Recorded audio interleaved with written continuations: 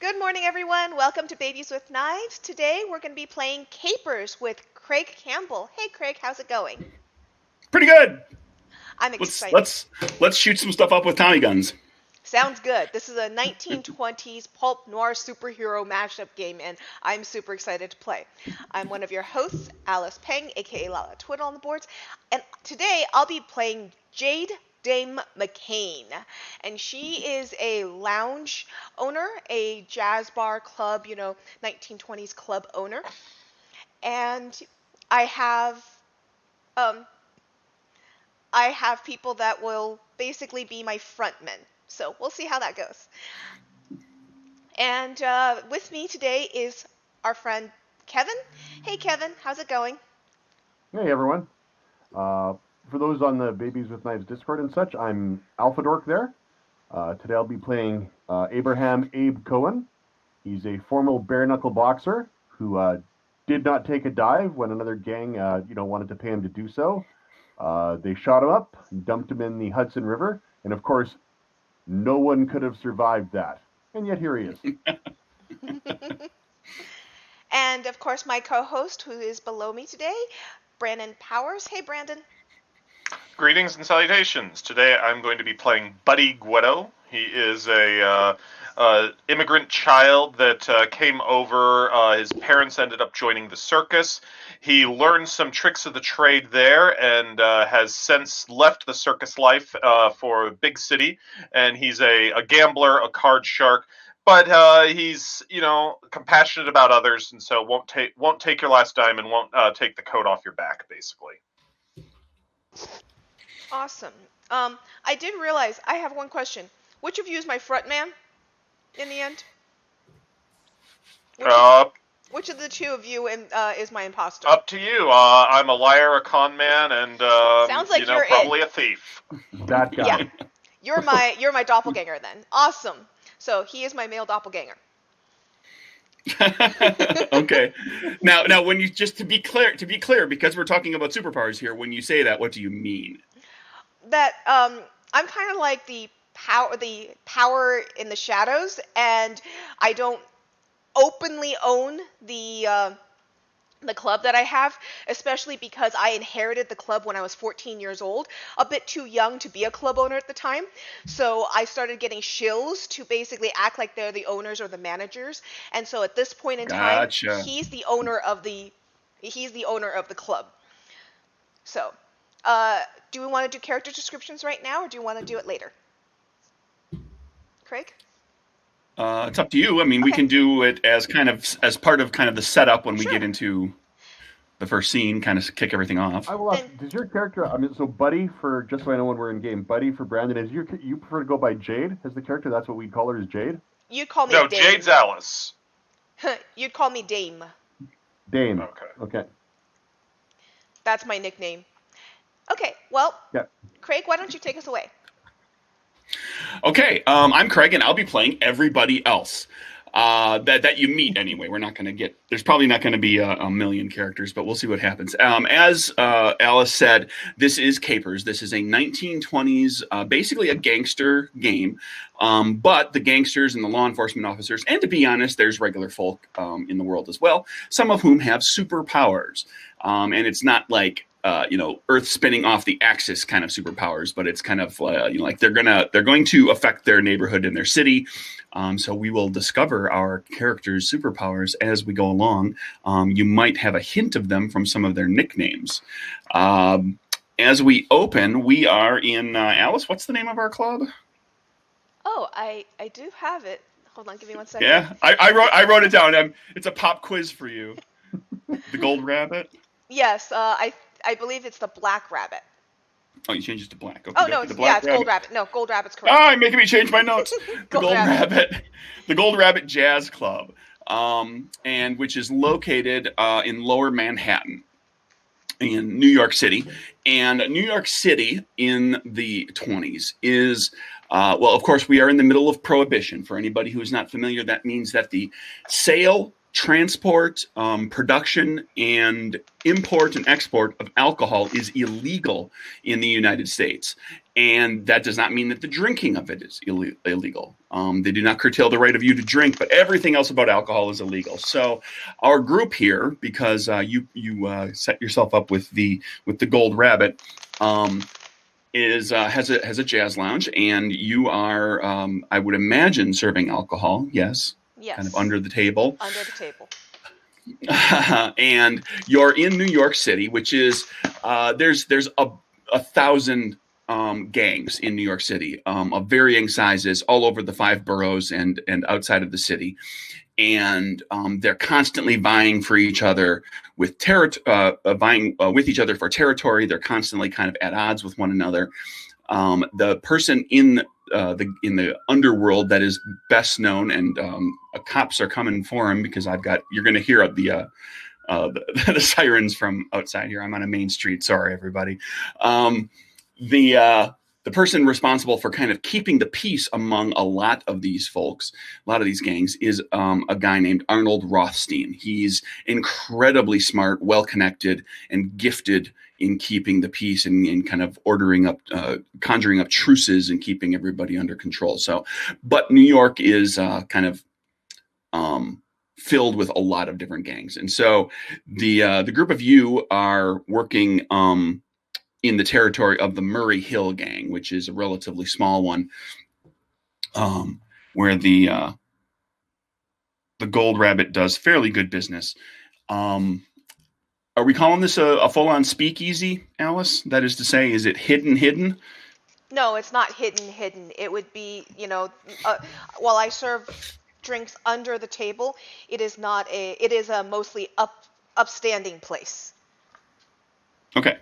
So you are sure, the Gold Rabbit is known for its jazz. Alice, I literally run gambling in here. Okay, well, never mind. Full on speakeasy it is. We'll go full on speakeasy now. Okay. Hidden. So your establishment is hidden behind we're going to say a department store. I was thinking a pet store with the rabbit name.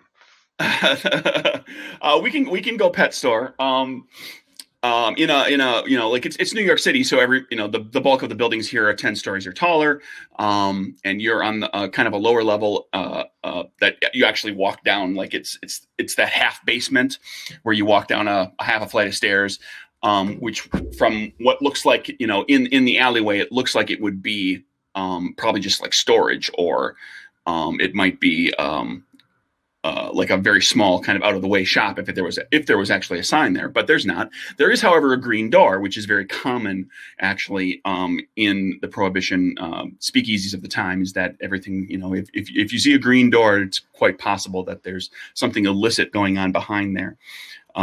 So there's no sign for the place, but you've got you're playing jazz. Got a jazz trio that's up on the stage with a singer, and belting out some tunes just kind of quietly as ambiance to the place. There's a number of people smattered around the stage area having drinks. Along one wall, there are several gambling tables, poker, a craps table where things are a little slow and kind of understated at the moment. They haven't, how craps tables can get very rowdy. Right now, it's just kind of it's like 4 or 5 people, and they're keeping it quiet. And there's a couple of blackjack tables. Buddy, since you're the quote unquote owner of the place, tell me a little bit about how business has been. Business has probably been fairly slow right now after a recent crackdown from the cops. A lot of people got busted, and so the general populace is, knowing that there's a crackdown going on, kind of been a little leery about speakeasies right now for the past day or two, waiting to see if the cops are just kind of on a rampage or whatnot.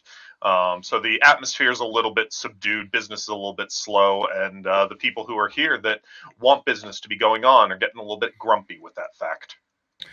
Okay, so basically, and as is the case in a lot of the larger cities, there's a fair number of cops who are on the take. They're being bribed by various gangs, in some cases by politicians who are in kind of in bed with larger gangs, and so. But in order to keep up an air of respectability, they do have to make busts occasionally. So your lounge basically got there was a bust. Some people got arrested. You three managed to slip out, and then you came back a couple days later and basically back to business as usual because you know that at this point the cops aren't probably going to come back around here for quite some time because they're going to go and hit that place and that place and that place and just kind of keep the populace relatively happy that something's being done, despite the fact that the Bureau of Prohibition is severely understaffed and underfunded. So, Abe, you are hanging around the place. Let's tell us a little bit about what you look like, and what you're doing right now. Abe's slightly bigger than normal. Let's go 6'2" ish. He's a big man. He's not incredibly heavily muscled. He's call him in his 40s. He typically wears what working man's decent clothes would be. He's got a few scars, one down neck, some other here. His role in the place is he's the cooler. There are other bouncers in the place, but when things need to get done, the other bouncers look over at Abe and he comes in and, make sure the situations are dealt with promptly. Okay. You're hanging around here right now, and you notice that at a blackjack table, there's you've got a full blackjack table, 5 people at the table with the dealer, and you've been kind of keeping an eye on things in general. Your eyes and ears amongst the rest of the staff are apparently not doing a terribly diligent job right this moment. But you see somebody that guy looks like a mechanic. He looks like he's manipulating cards. He might be sleeving something. He might be even switching cards out on people if he can provide a distraction. You've seen this before. Okay. There are telltale signs of somebody who's good enough to kind of fool the average person, but not necessarily fool the equivalent of a pit boss, which is kind of what you find yourself dealing with in Vegas terms. Somebody who kind of keeps an eye on everything. So you see this fella. He's cheating. Okay, I'll come up behind him, and then make eye contact with Buddy. Am I the dealer on the table, or what? Well, we're going to say that you were at a poker. You were dealing at a poker table that just kind of wrapped up. The people playing at the table just kind of broke up. They were down to just like 2 people, and 2 people plus the house is not a terribly exciting poker game because things are still a little slow, still recovering from that bust. And you notice all of this. So tell us what Buddy looks like. How imposing is he standing next to Abe? Oh, he's probably almost as tall as Abe is, but Buddy is lean and thin, wearing a worn suit that he can make fit in, whether it's in back alley gambling, or whether it's performing up on stage some of his sleight of hand and card tricks and all. That his confidence makes him able to pull that off. He is well manicured, darker in skin from his Spanish descent, and has a well cared for mustache that he takes pride in. If I see that, I'm going to go and switch the dealer out for myself. Okay, so you tap the dealer out, and we'll say here too, Jade, you see this happen. And knowing enough about kind of how your boys here work, that Buddy typically doesn't switch out a dealer like at an odd time. Usually it's going to be something like on an hour, so somebody's going to go take a lunch break or something like that. Mm-hmm. This is kind of in the middle of an odd time, and he's switching the dealer out. So there's something is probably up. Tell us a little bit about what Jade looks like and what she's up to right now in her kind of power behind the scenes mode that she is. So I am while I'm in the speakeasy, while I'm in the the Golden Rabbit, I would be dressed in a red fedora with red suspenders, red tie, and I'd be wearing a pinstripe suit in stiletto heels. off the So clock. totally blending into the shadows. Got it. Yeah, I'd be. Striking. And actually, even when she's blending in, there's definitely a little bit of something, that she has some distinct features that make her noticed. She's got bleached white hair, and it's generally pinned up in a French bun underneath that fedora. But one eye is green and one eye is brown. She has distinctly almond eyes, like the Asian eyes that I have, but her skin complexion is much more fair. She's got a little bit of the Scottish freckling over her nose.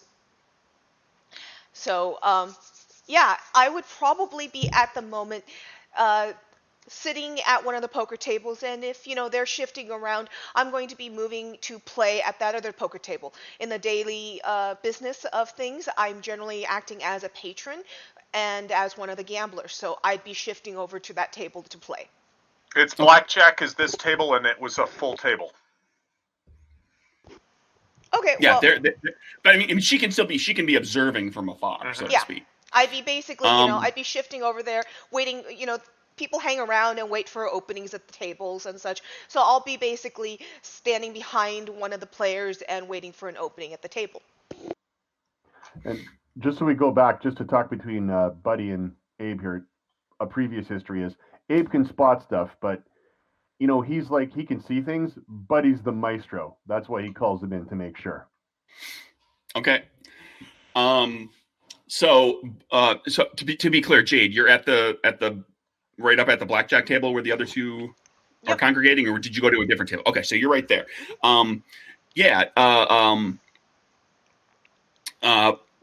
going to comment that my table's cold, and I'm going to go over and just look at the action on the full table. There must be some action there since it's full. Okay. Why don't let's have everybody make a perception sense check. In Capers, everybody has 6 traits: charisma, agility, perception, expertise, resilience, and strength. They all sound about what you kind of would expect them to be, and we'll be using playing cards rather than dice for this because it's the 20s and playing cards are more fun. Just to be clear, the traits all are pretty much what they sound like. Expertise is your brain power, your smarts, your knowledge. So I'm going to have everybody make a perception sense check, and what that means is the first thing we do is you need to determine when you're going to make your check. We're going to determine what your card count is. That's going to be based on whatever your perception score is, which is going to typically range from 1 to 3. It's possible to have a 4 or 5 in a trait if you have a superpower that allows that. So you've got whatever your perception is. Everybody hold up the fingers of what your perception is. 2. And then you also have a series of skills. So if you have the sense skill, your card count goes up by 1. I draw 3. Which I know Alice has it. Yep. So these are the 3 I drew. I drew a queen, a 9, and a 7. So I choose. Okay, and now you can put all those cards at the bottom of your deck because you don't look at all of them together. Yes. Okay. That's okay. And sense is get it, like noticing things in the general room, not about a person's intentions. Correct? That's right. More. That's insight, right? So the way it works is you've got your card count, whatever that is. It looks like it's 2 or 3 for any one of you. You will flip up to that many cards, one at a time, and you will look at. You'll, for example, flip the first card, and you'll be looking to get the best flip you can possible. Let's do this. Let's do this with Buddy. Okay, so Buddy flipped a 10 of diamonds. The way it works is the pip value of the card determines success versus failure. 2, 3, 4, all the way up to ace high. Ace is always the best. The degree of success or failure is based on the suit, and it goes alphabetically from clubs as the worst suit up to spades as the best suit. So you could conceivably flip a king of clubs, for example. A king is a very high card. It's almost certainly successful, but clubs is the worst suit. So you're barely successful, and there'll be a complication with that. So you could, at that point, stick with the king of clubs, take that success with a complication, or flip a new card. The king of clubs is now off the table, and you use the new card, and you can go up to your card count on that, stopping at any point. So we'll just for the first check here, we'll step through it kind of individually with each one of you. Buddy, you flip a 10 of diamonds. A 10 is not bad. Just for the record, for those of you who are interested, like 8, 9, 10 is kind of the mid-range of target scores. That's your moderate tasks kind of fall in that range. And since I only get one more card, I'm going to hold that 10 of diamonds. That's So you're going to stop at. Stick with the 10 of diamonds. You've got a 10. Diamonds is not too bad of a suit. It's not clubs, at least. Who wants to go next? Somebody flip me a card. I had a 4 of diamonds, which, nope. Is terrible, so he's going to flip another card. Queen of Hearts. And the Queen of Hearts. Queen is probably successful, and Hearts is a solid suit. And then Jade. I have a 6 of clubs to start with. Sorry, spades to start with. So I'm going to flip again. Queen of Hearts. Queen of Hearts as well. I'll keep that. Okay. So with the 10, because you know what you're looking for, and the two of you flipping queens as well, you all three see the player at the table is he's sleeving cards, and when you're playing blackjack, you're doing that bit where you kind of can look at the cards, so you know what cards you've got, and he's got a jacket, suit jacket on, so he's got cuffs all the way down to his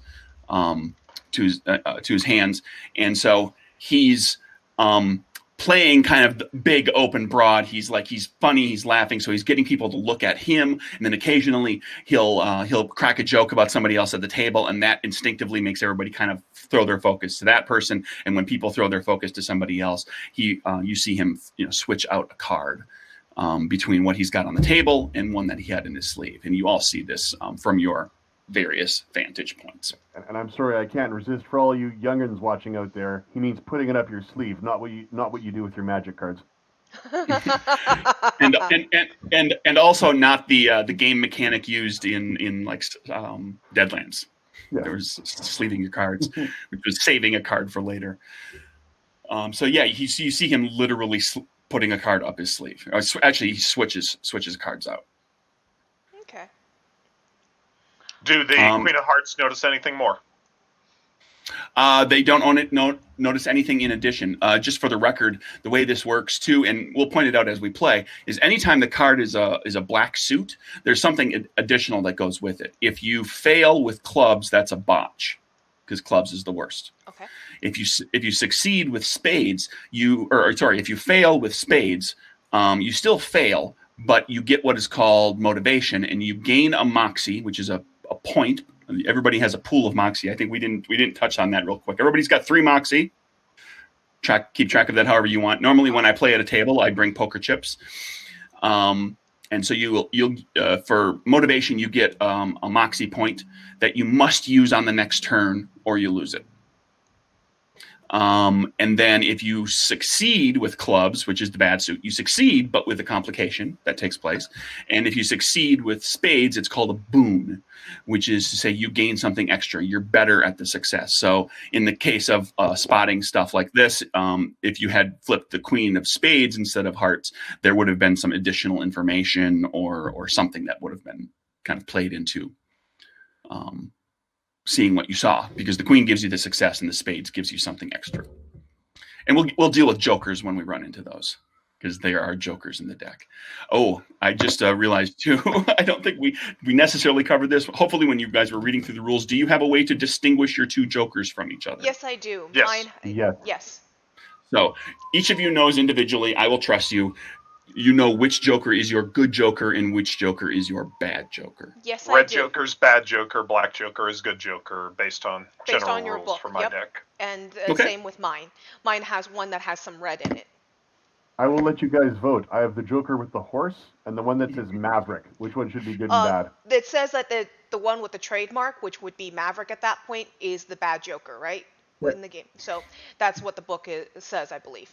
So Yeah, that's just the first It's a general distinction. guideline. Whatever you do, as long as it's consistent. Yep. I am playing with themed actual capers playing cards, and they have literally 2 jokers that say good joker and bad joker. Awesome. And the bad joker has bullet holes in it. Painted on you, not literal holes through the cards. You've just given That me would an be idea. that would be a tell. Anyway, so you see this guy switching cards out. What would you like to do? I'm going to leave Gonna it let to him my keep dealer cheating? to start with. So I've got Dimensional Pocket, and I'm wondering, by burning a Moxie, if I could basically, and using Sleight of Hand, if I could basically grab the cards that are out of his sleeves with that Dimensional Pocket. Let's take a look at the dimensional pocket power real quick in that the description of that, because I think it's usually it may be written as an ally. I do have the ally boost, but that only allows me to put something and into their hands. It specifically says. I did not know about putting things elsewhere, but I'm wondering do you have about the return boost? No, I do not have return boost. Because return lets you return anything that you're able to put out as well. Well, yes, but that's taking the same stuff back. True. So. Yeah, that's taking something out of your dimensional pocket to begin with, and then returning it back very quickly. True. Mm-hmm. And so I was not certain with Moxie. It says that you can get a boon. I was not certain if that can be covered by that or what. Well, I mean, if you wanted to do the dimensional pocket isn't going to quite work the way you're looking for. But I mean, there's nothing that says you couldn't attempt something sleight of hand wise. I mean, you're just across the table from him. Mm-hmm. You could try to pull some sleight of hand maneuver to. Are you trying to get the sleeved cards away from him? I was wondering about emptying the guy's sleeves. Yeah, but. I mean, you could do it forcibly. You could make it very obvious. You could just try to get the sleeve. You try to get the sleeve cards out of there without him noticing. That would be sort of a sleight of hand thing that you could maneuver yourself into. And keep in mind that you do have Moxie available to you. That one of the things that you can spend Moxie on a number of things. We'll talk about other options when we come across them. But one of the most common uses for Moxie is to get an addition. To get an additional card to flip. Mm-hmm. So you can increase your chances of pulling off something that might be a little difficult. And when do you burn that? Like, can you be on your last card pull and say, this is not looking good, I want to burn Moxie at that point? Yes. Okay, awesome. You can have flipped your last card and said, that's terrible. That's the 2 of clubs. I'm going to botch. And you can burn the Moxie to avoid the botch. All right. Well, first, running the table for a couple of hands, I want to try and feed him specifically bad hands using my sleight of hand and general gambler skills. Okay. And to try and see, what all basically his skill level. I'm interested in a fellow craftsman, and I'm if it turns out that way, I'm willing to lose a little bit of money on it. Well, we can do this if you would like. If you want to get to your dimensional pocket on this, you're the dealer? Yes.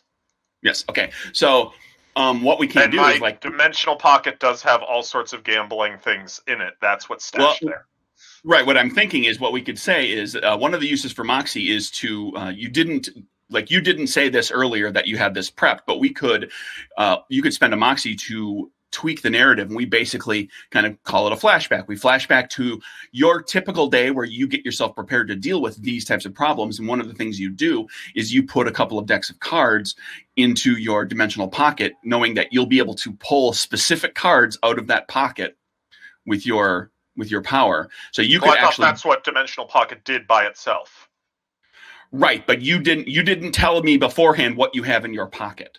Okay. Oh. So the Moxie is just saying, like, we're gonna give you a moment of saying, well, we're gonna backtrack narratively, and you're gonna say, I did this beforehand. Yeah. And that means then you've got cards in there, you can pull them out. So you could literally be like dealing. You could have your pocket come from like the bottom of the deck, so to speak, or like just from your hands, and you could be dealing out cards from your and dealing out specific cards from your dimensional pocket. Well, give him losing hands. Because you're going to be using decks. You're going to be using decks of cards that all have the same backs. We wanted a leverage game, and there's the leverage flashback mechanic. Yep. There you go. Yeah, that's just that's a note. We're going to get to that part. We're getting there, everybody. This is just kind of the introduction. These three here said, I want to play leverage in the 1920s with superpowers. So this game right now, I'm not going to show you too quickly, but the title of the adventure is actually The Blank Job, where you don't know what the job is yet, because every leverage episode is the something job. Mm-hmm. So go ahead and you can. I mean, spend that moxie to alter the narrative and say, hey, flashback, I did this. And you can deal him, a number of losing hands. And so, yes, I want to see what he is doing with that at that point. Okay, so you start dealing him losing hands, and he very quickly seems to become frustrated because he's not getting anything like it. Like when you're playing blackjack, face cards and aces are always handy. So like, he would want to, like, ideally probably sleeve an ace or a face card in hopes of getting another ace or face card later so that he could combine with it and get, 20 or 21 out of it. And so you're giving him all these terrible low cards that he's not going to be able to reliably build a 21 out of or get close to 21. And so, I'm willing to give other people around the table. In fact, I want to see some of the other people to see how he handles it when they start, doing okay and able to beat the house or, getting close and such like that, giving them hope while kind of trying to show him that this is not where he wants to be doing his business. Gotcha. So you deal several hands, and the other two of you watch as this is going on, and you start seeing, you deal 5 hands. Over the course of that 5 hands, the house wins twice because the house needs to win some of the time, otherwise it looks a little odd. And you give a win to 3 other people at the table, all the while giving him terrible cards. And so you've got, 3 very happy people at the table, one of whom actually doubled down and increased their bet and made a pretty nice wager and won something off it. And he's getting, clearly he's become exasperated and frustrated. His whole demeanor, it used to be kind of like, cocky, smarmy, I'm winning, I'm doing okay. And now he's just deflated at the table. And he stands up and starts to pull away from the table. Okay. Just as he's getting ready to leave, just to add insult to injury, I'll lean in and say, you should have split those 6s. He gives you a look that could freeze your blood if you weren't a tougher boxer already. Somebody who's he's just gives you a looks at you, looks at the dealer, kind of looks around the place, and trudges off. I'm going to keep an eye on him. Clearly irritated. He leaves the establishment. Okay. Outright. I'll take a seat at the table at that point then. Dame, should I put him on the no-fly list behind the bar? Actually, no fly. Should I put him on the no-serve list behind the bar? Not yet. I think right. we can wait. Let's see what happens next time he visits. But definitely, when he comes by again, keep an eye on him and any of his friends. Your evening continues, and a little time passes, and Buddy, you are approached by a young man, red-haired, freckled, almost like has a look of a naive little kid. Like he's 20, 22 tops. He's a little too like one of these very eager kind of looking fellows who comes over and says, "Excuse me, sir, you're the owner here? Yes. Yes. What can I do for you, kid? My employer would like to have a word with you," and he points over toward the big boxer, ex-boxer. You and your friend there, she has a job offer. I don't know enough. I don't know anything about it. She asked me to come talk to you. Over at the bar, I signal for some drinks for the two of us. And what is it that your employer does? And while I'm talking with them, I'm trying to get a reasonable handle on them. See what I think of this individual. Well, Mrs. Yale is a businesswoman. You know the name Yale. Francine Yale is known in circles like yours. She's the bootlegger queen of Brooklyn. She runs. She's one of the largest, the leader of one of the largest bootlegging and liquor gangs in the borough of Brooklyn. She's known to be like she's odd in that she's surprisingly kind. Like she has this reputation of being very pleasant, but everybody kind of knows that underneath there's a little bit of a darker side, that she's a little, she's willing to do what needs to be done, but she presents a very amenable facade. But she's important, and she has money, she has contacts. Gotcha. And what do I think of her messenger, her young kid messenger here? You get the distinct impression that he's basically trying out for a job for her. Like he didn't come across as having, like, he felt like he wasn't very sure of himself. Like he's just trying to, like maybe he just started working for her and he's trying to whatever he is, whatever sort of lackey he is, he's trying to do the job, but he's, he might not be cut out for this life. But he's trying. He's earnest. I understand. Yale. Well, I'm certain that my friend Abe and I can pay the old gooder visit. But as for you, what's your story? Oh, I'm just I just help Mrs. Yale with things around the house, and she wanted to come out and find some folks from. She's looking for some people to help her with something. I don't know enough. I don't know anything about what she's looking to do. She just asked me to invite you over. That's all I know. He's getting a little nervous. I'll go ahead and I'm going to go and use Minion Boost.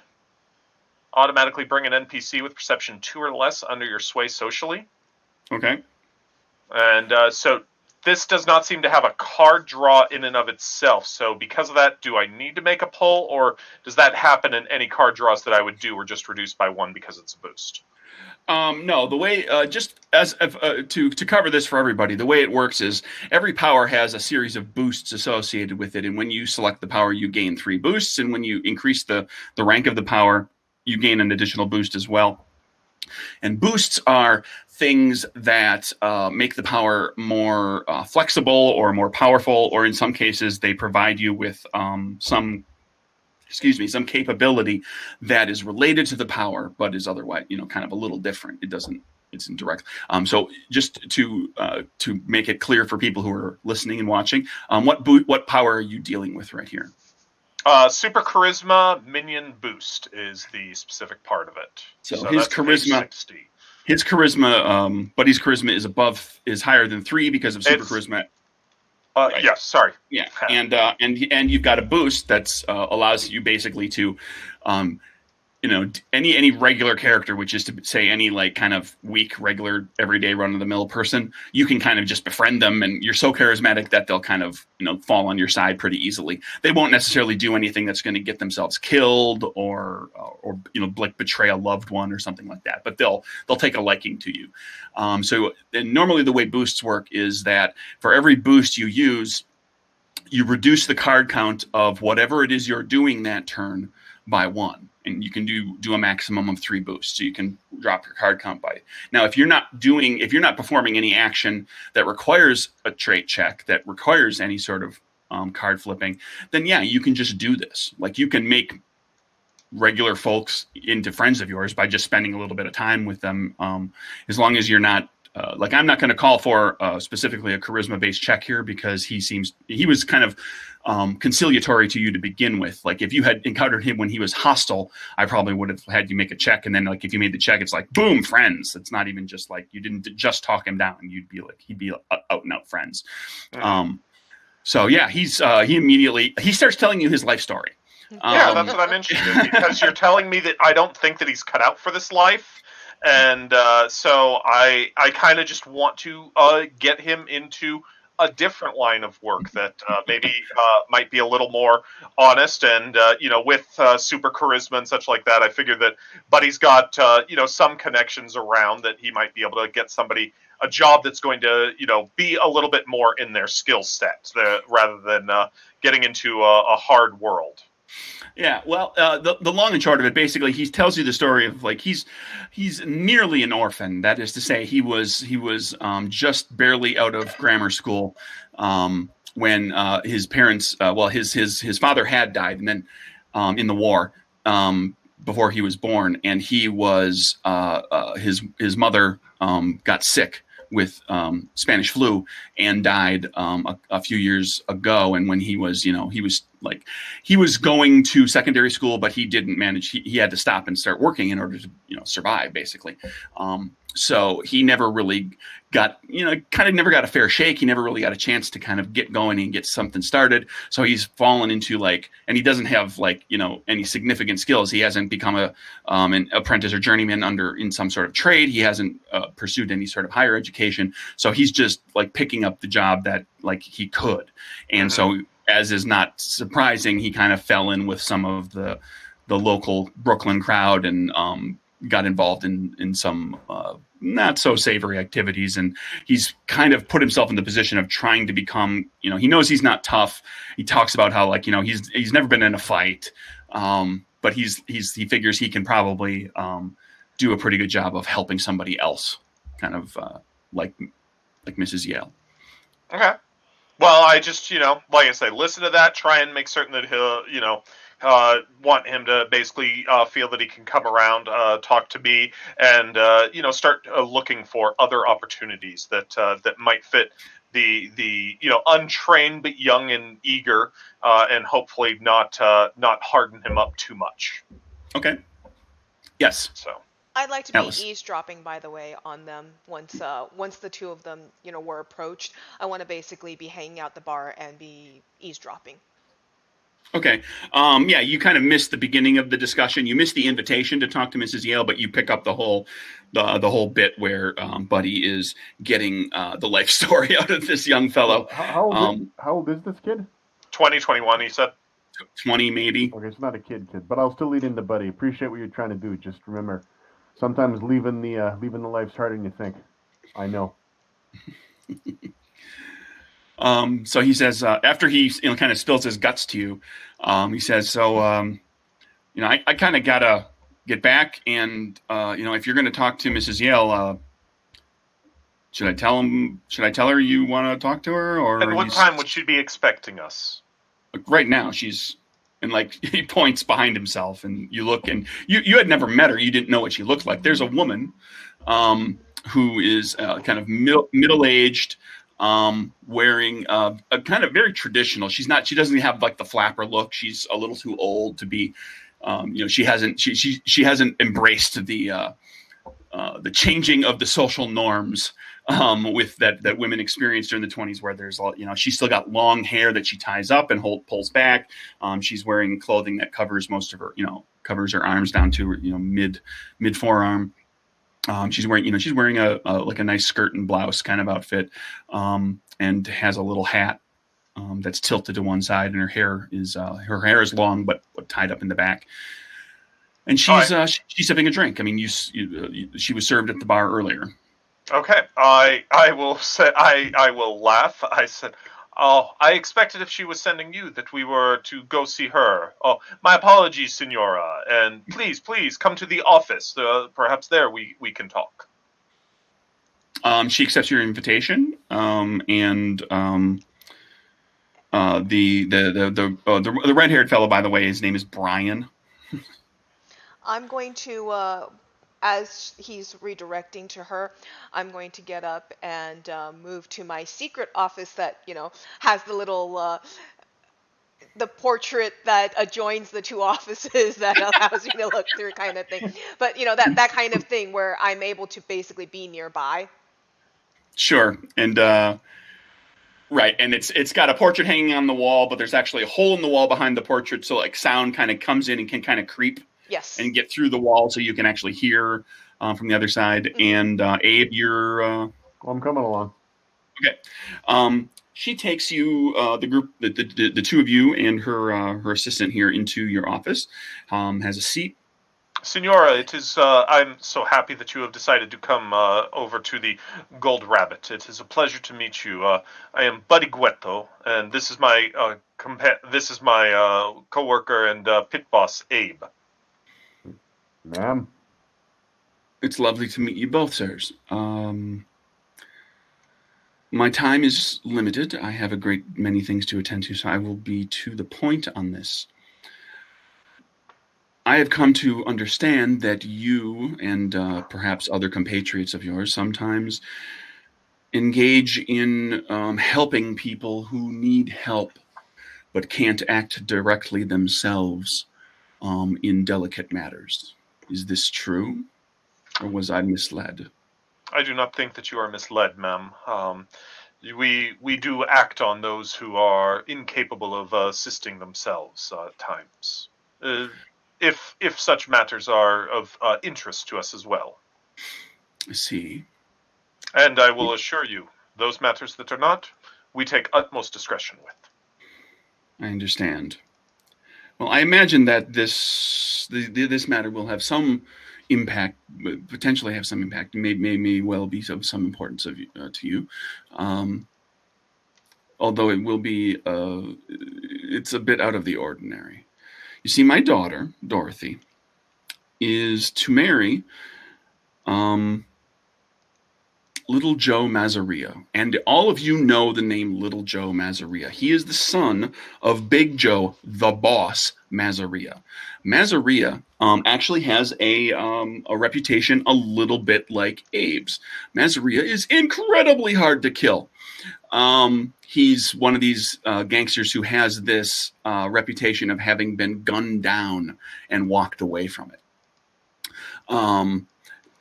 Big Joe, the boss, Mazzaria. He runs a gang in a good sized gang in southern Manhattan.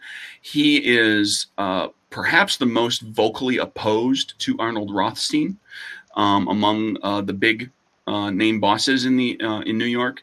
He's violent. His temper is out of control at times. It's generally believed amongst a number of the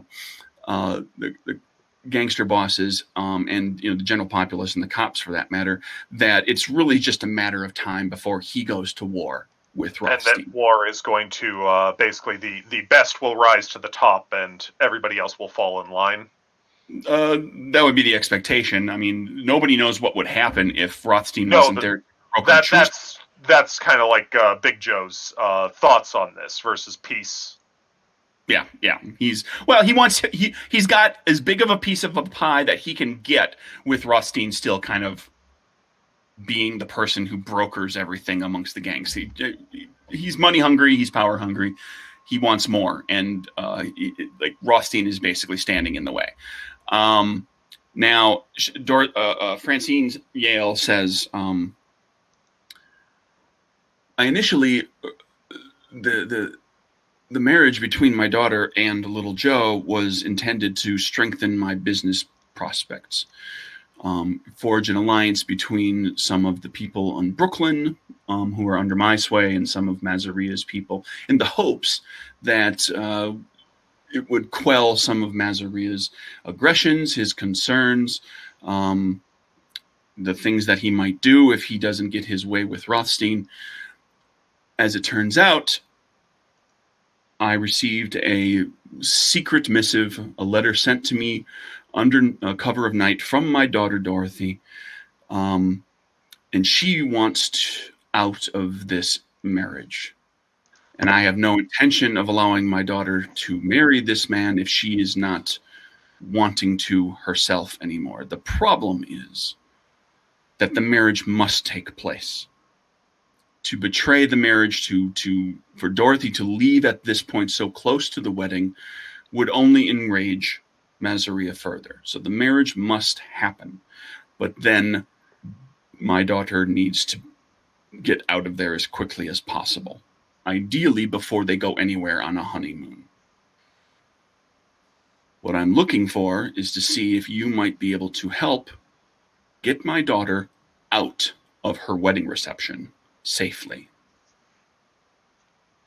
And how far of a distance do we need to get her? I assume that you have some plans for once she has escaped from there. I will be able to get her out of the city. The important part here is to make sure that this does not tie back to me. This cannot look like it came from me or any of my associates. This needs to look like it was perpetrated by a third party.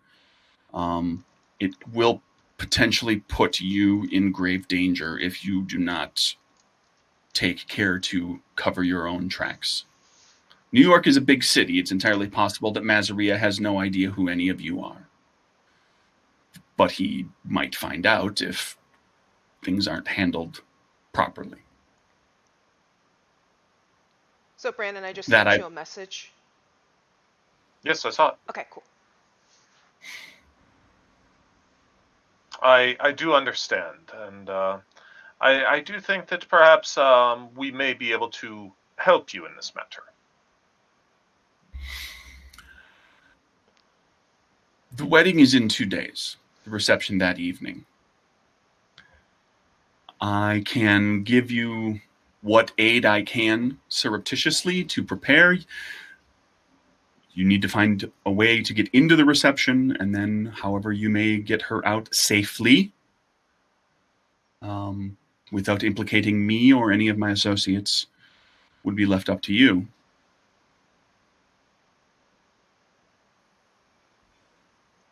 I nod and I smile, and this whole time basically she had somebody else in here with her, I think. I neglected to mention, no, her assistant stayed outside. Like she came into the office came into the office just with you. Gotcha.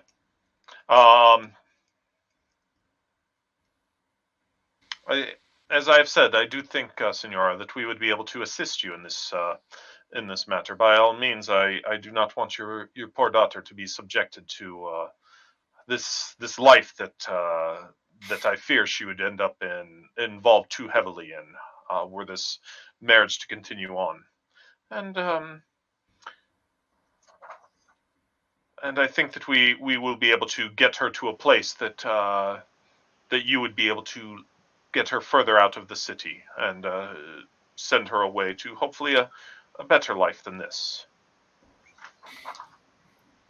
As for things that we need, can I borrow your young gentleman Brian and use him as a runner if needed? I can make arrangements for that. Yes, he's new in my employ. No one knows who he is. Exactly. I thought that would be best. Certainly, you coming to, you being seen with us or us being seen near your business or home would only create problems, perhaps, for you. Yes. Well, thank you. We will be. If we do need anything, we will send Brian along with messages of what it is that we would need. Well, there is the matter of payment. By all means, we do not mind lining our own pockets for our hard work.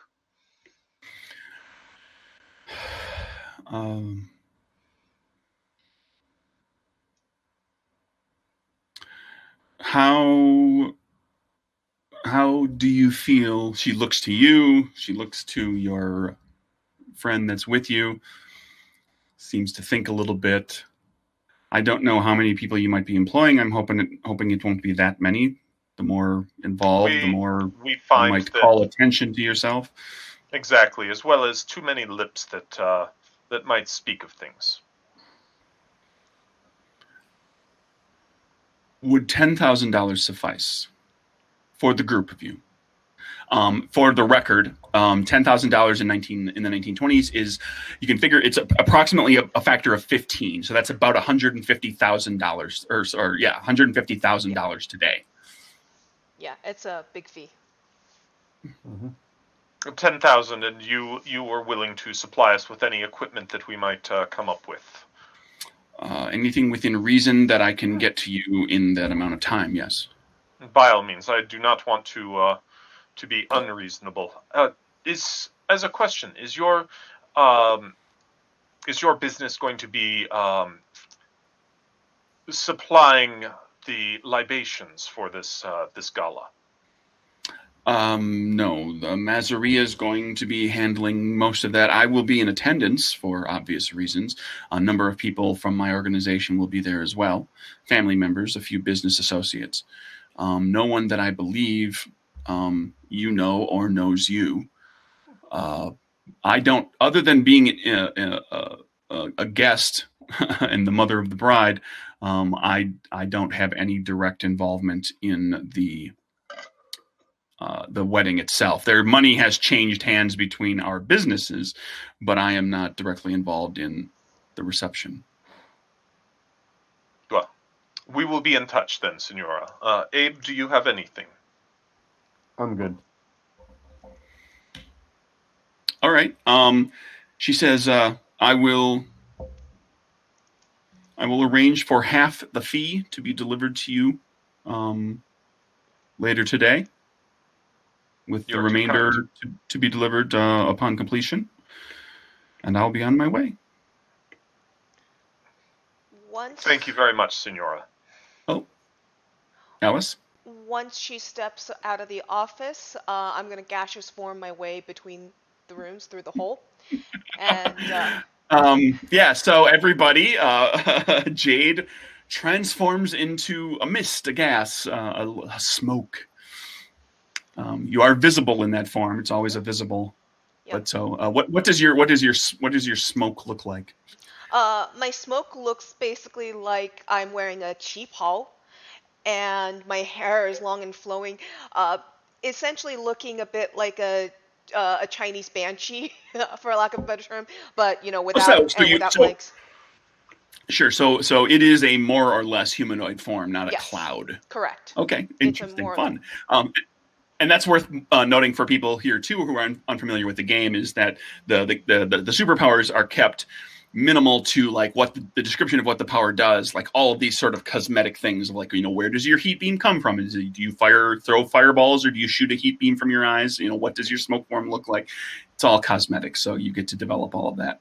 And I'll flow so a banshee. So you come seeping out from behind a painting. Yeah, it's I've got the long flowing hair. My hair is down. I'm wearing a cheap hall, and I come through with kind of that Casper tail that comes through, and then my legs form, and I walk over to my chair. And by the time that she has started to come through, I've already vacated the seat behind the desk.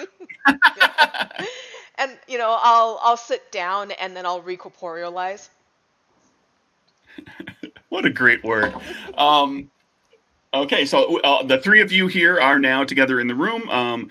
Francine Yale has left, and it's time for you to figure out how you're going to pull off the wedding job. At this point, I'd like to talk to you about something, Craig. I would like to see if it's a possibility that I might be a guest at that party already because of my grandfather. My grandfather was Simon McCain, a known criminal that he was a con man that often worked for a couple of the mobster and mafia families and in the area, and so he would probably have connections, and perhaps I could be invited as part of the McCain family to this wedding. I'll tell you what, if you want to spend a moxie to have that be something that took place, absolutely, and kind of adjusting the narrative a little bit to forge that connection between you and Mazaria. Sure. Feel free to do so. We'll say that, yes, you received an invitation, but having not really knowing any of those people, it was clearly a formality. They were being, and I'm like, they were being nice. And so you never RSVP'd yes or no. Mm-hmm. So you always have the option of trying to play it off as your message, your RSVP didn't get back to them. The mail service failed you. Yep. So I'll at this point I'll open my desk and I'll pull the invitation out and say, just so happens we've been invited to the wedding. I guess my grandfather is good for something. You do have a +1 as part of the invitation. You were invited to bring a guest with you, Mhm. but not two guests. So Right. So we'd have to figure out how to get the other one in. Well, we have a way in for two of us. I guess it's a matter of figuring out the way in for the third. Do we know if they generally would, beyond checking at the door and some perimeter security, if there would be security inside the wedding? well, there's going to be, I mean, in terms of security, will there be like hired security? There will be a whole bunch of gangsters with guns, probably. Right. Some of them, specifically loyal to Mazaria. Others will be, others simply invitees, guests. So it's unlikely that there would be a hired security, Okay. um, Out, or even police for that matter. Outdoor or indoor wedding? Indoor. Indoor wedding. Question about dimension step for me then. What level of dimension step do you have? What rank? I have rank 1, but I have chaperone boost. Okay. So it says that I can create a portal to one location and such. Would I be able to create it onto the other side of a wall? If you take a look at the power, look at rank. What does rank 2 say? Rank 2 specifically says there's a solid object in between. Yeah, my apologies. Okay, so I need to find So yeah, I wanted to make sure. How I had it worded. Yes. So rank 1, you need to be able to see where you're going. So potentially, yeah, if you can get a window or a door and see through a keyhole, if there's enough light on the other side to be able to make anything out. So yeah, it's just a question of finding some way. Like from a bathroom. Yeah, like from a bathroom. It could be, it just depends what you can find when you get there. What hotel is it being held at on the invitation there? It's being held at the Lexington. One of us could maybe get, on the staff, so to speak, so we're moving around in and about there. That's another option. Agreed. Yes, hotels for very large events. Hotels may hire temporary staff to help. Or if there's always like if regular staff can't make it, if somebody is sick or has some other or like if somebody just recently got fired or lost their job or quit or whatever, there's a lot of ways that you could work staff. It's just a question of how you want to, what angle you want to take. Right. You've got a couple days to prepare, so you've got a little bit of time to kind of we get to go and take a look around implement Lexington, something. Right? We can go look around in the hotel. I'm also trying to figure out how we have this not blow back on us. I'm distinctive. Yeah, he's a big, tall guy with scars. Mm-hmm.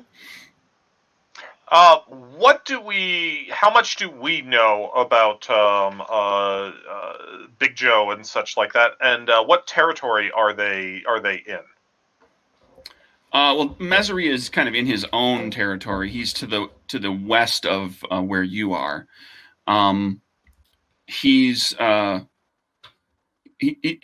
got several dozen city blocks that are kind of under his sway, and that's a good sized territory in Manhattan. Keep in mind too, because this is New York City, amongst one of the most densely populated cities in the world. So there's a lot of people per square mile, especially in Manhattan. So it's and the Lexington is in Mazaria's territory, so it's not actually terribly far from where you are right now. It's you could walk it in a relatively short period of time. That said, it is also New York City, so there are trains and cabs everywhere. Wow.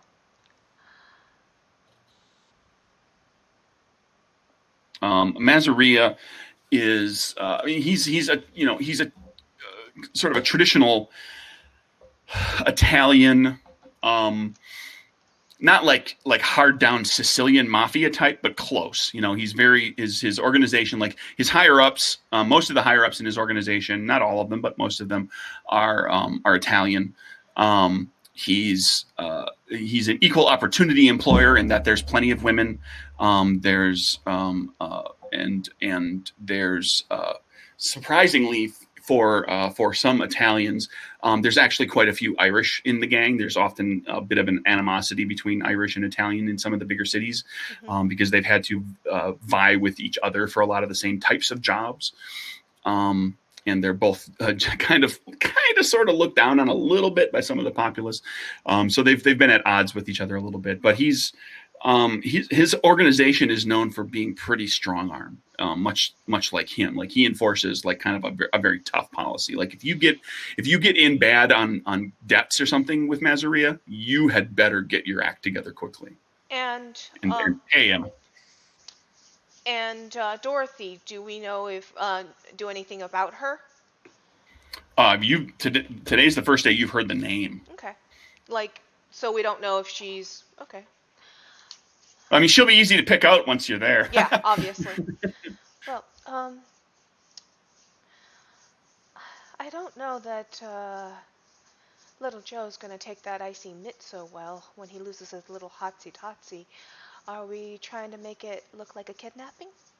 Oh, for the record, I didn't mention this. Little Joe is he's loyal. Everything you know about him is that he is very loyal to his father, and so it is entirely possible that he agreed to this marriage as almost like a political sort of thing. But he also has the reputation of not being nearly the hothead that Big Joe is, and so that has actually given some people, in hushed conversations in corners and speakeasies saying, if Rothstein would just like send some people to pull the trigger and actually get rid of Big Joe, like that whole Mazzaria gang might fall under Little Joe's leadership, and they might be a lot more easy to deal with. But again, Big Joe has a reputation for being very hard to kill. He's literally survived multiple assassination attempts. So, are we looking to fake a kidnapping? Could do, but if it's a kidnapping, that gets pinned on somebody. We got to figure out who that's getting pinned on. That's not us. Also, I don't desire a gang war, but I do think that another one of the gangs in the local area is going to be our best idea. The fallout could be bad on that. But to ensure that that we stay clean and our patron is as well, that is who I see as our best option here. All right. Well, perhaps I can ask around and see if anyone could tell me a little bit more about this marriage. If it's an arrangement, or if once upon a time they were truly lovebirds. Dan, I just got an idea here, and not sure how hard you want to play this, but we hear word on the street saying a lot of people think if Rothstein finally rubs out Big Joe, things get better. We're looking for someone to put this on. Just saying. You had a little too much of that giggle water today, haven't you? Yeah, I always have a lot of the giggle water, but it doesn't affect me. Which, for the record, like he just concentrates, and he's completely sober no matter how much he's drunk. Okay. For the record, outside of Rothstein, and Rothstein isn't so much like wartime kind of like Rothstein. It's a political thing with Rothstein, right? Although Rothstein has toughs and killers under in his employ, but Mazzaria is probably most at odds on kind of a physical confrontation front with a neighboring boss and crime family led by a fellow named Toto D'Aquila, D''Aquila, who is also an Italian mobster and takes great offense at Joe Mazzaria even nicknaming himself the boss. Those two have no love for each other whatsoever. Okay. Is it Mazzaria or Mazzaria? I've heard both. Mazzaria. Okay. Mazzaria. I will fix that. Thank you. It's entirely possible that I'm mispronouncing that because I don't necessarily know the rules of Italian pronunciation. No I'm gonna stick with Big Joe. There you go. Well, we could certainly ask around and find out if Big Joe or Little Joe a little bit more about this wedding. Sure. So yeah, I like that. I think checking out the Lexington's a good to get the lay of the land. Anyone know if this Dorothy is she hotsy totsy or one of those cancel stamps? None of you have ever really heard anything about Dorothy Yale.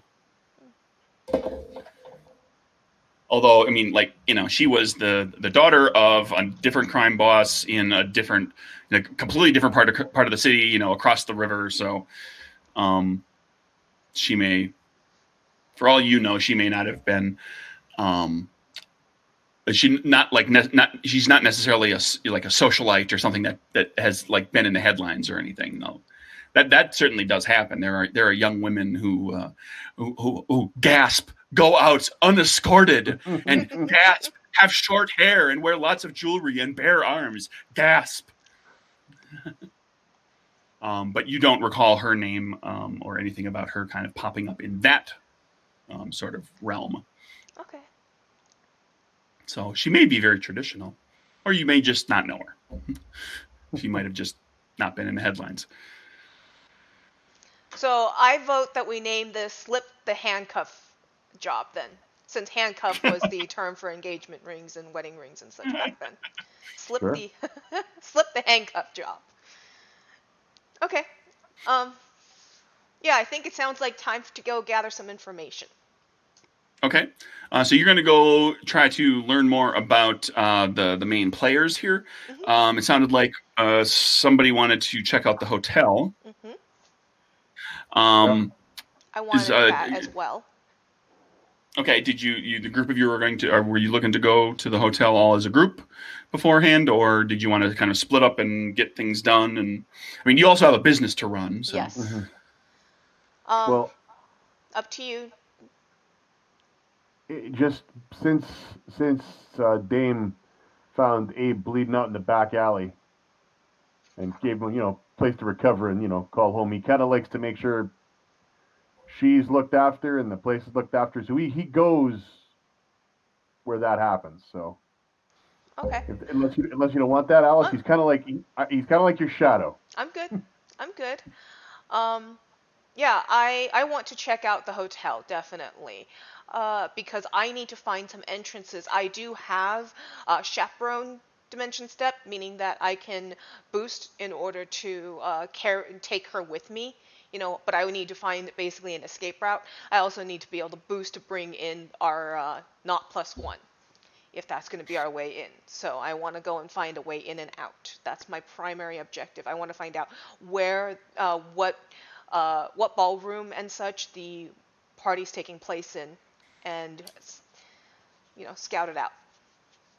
And I mean, if that fails, I'm totally willing to dress up like a busboy. Because that never happened in a 1930s movie. Gigantic busboy. You coming with us, Brandon? No, I am planning on doing some research in other avenues that are more to my skills. I trust you. You've never steered me wrong. I think that means more gambling, but... You are too kind, senorita. Well, perhaps, depending on what you glean, I'll put Abe as my +1, and we'll find another way in for you. Oh, I'm quite certain that I could find a way to get invited. Good. I thought so. So yes, Okay. Abe's gonna be my +1 because I'm pretty sure the con artist can find a girl to take him. Okay. Well, let's just kind of roll around the horn with like montage sequence over the course of the next couple days, right? As the group gathers information and potentially some other things too. If you have anything you want to ask Francine Yale for, as far as, like you said, like if she can kind of outfit you with anything that she can reasonably get to you in a relatively short period of time, and that isn't super suspicious looking or anything like that, you can request that as well. So we're going to kind of, the vagaries of time here. Let's kind of cover all of the prep that we want to do. Assume that it all kind of happens in the order that it needs to happen. We're not going to get overly concerned. Sure. So, Jade and Abe going to go ahead. Sorry. I just want a quick interjection. The iron one's shoelaces is the way to excuse yourself to go to the restroom. Is kind of like, what the heck? Oh, you're looking up stuff. I've been reading. I went through 300 different slang words and just going through. that one I was not aware of. I mean, the Capers book. The Capers book has a 2-page slang glossary in the back, but that one's not on there. Yeah, iron one's shoelaces to excuse oneself for the restroom. Woo. Yeah, I got to iron my shoelaces. That's like I got to talk to a man about a horse. Yeah.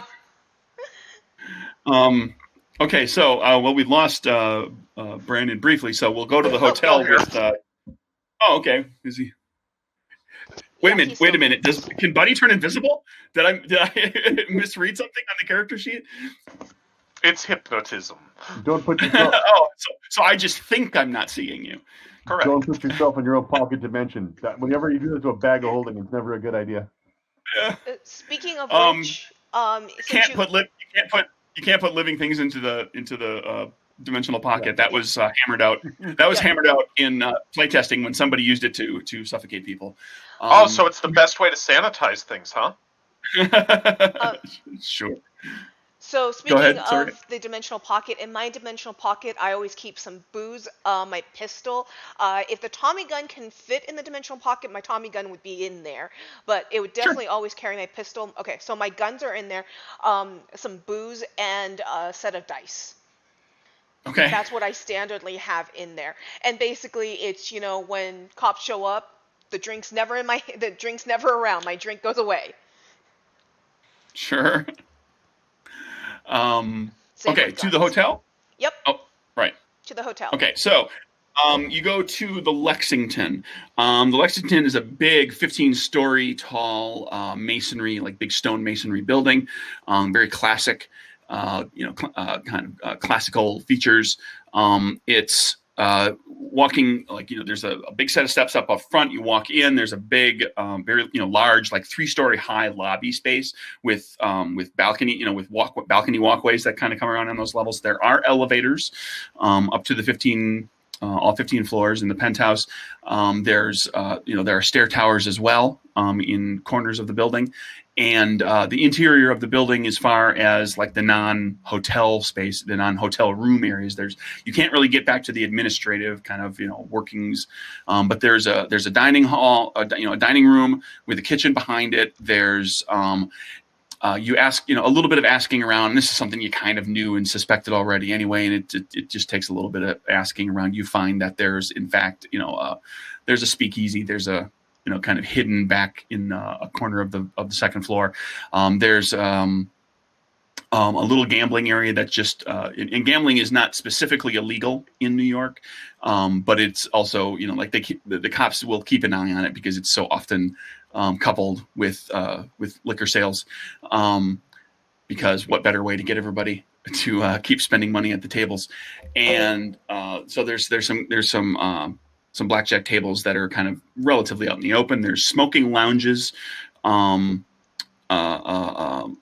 There's what was once an out in the open bar, but has been turned into a soda fountain, which is something that historically happened quite a bit. In order, we have prohibition to blame for, at least in part, for the rise of soft drinks in the United States and the proliferation of them, because everybody had a bar area built into their establishment, and they had spent all the money to kind of have this set up, so they turned it into a soda fountain, or the 1920s equivalent of that. And it turned out to be equally addictive. And it turned out to get plenty of people buying drinks. And then a handful of other kind of sitting areas, and there's like a piano lounge area with a piano player where people there would be people in there having drinks normally, but there aren't at this moment. And there's also multiple ballrooms. You learn that on the third floor. There's the third floor, the Diamond Ballroom. It's like the best ballroom. It's the big, big, big one. It takes up a great deal of the third floor. That's where the wedding is going to be held. Is there anything else? That's like kind of the general overview that you can get from just wandering about a little bit. As far as finding places to get in, there's delivery entrances, and there's the doors at the stairwells, like the exit door out of the stairwell that doesn't shoot you into the building, but actually gets you out of the building. It doesn't shoot you into the lobby or the corridor. It shoots you out of the building. Like if you were to come down the stair in a fire and get out of the building, there's those doors. Are there windows in the bathroom? There are usually, and they're usually frosted. Okay. Are they? With can frosted, I open them? You could potentially, you could use one and open it. Like a lot of the windows, not all of the bathrooms have windows. Like a lot of them are kind of in the internal, interior of the building. But you can find one that has, it's not a casement. It's like a trough window that flips out like this. Mm-hmm.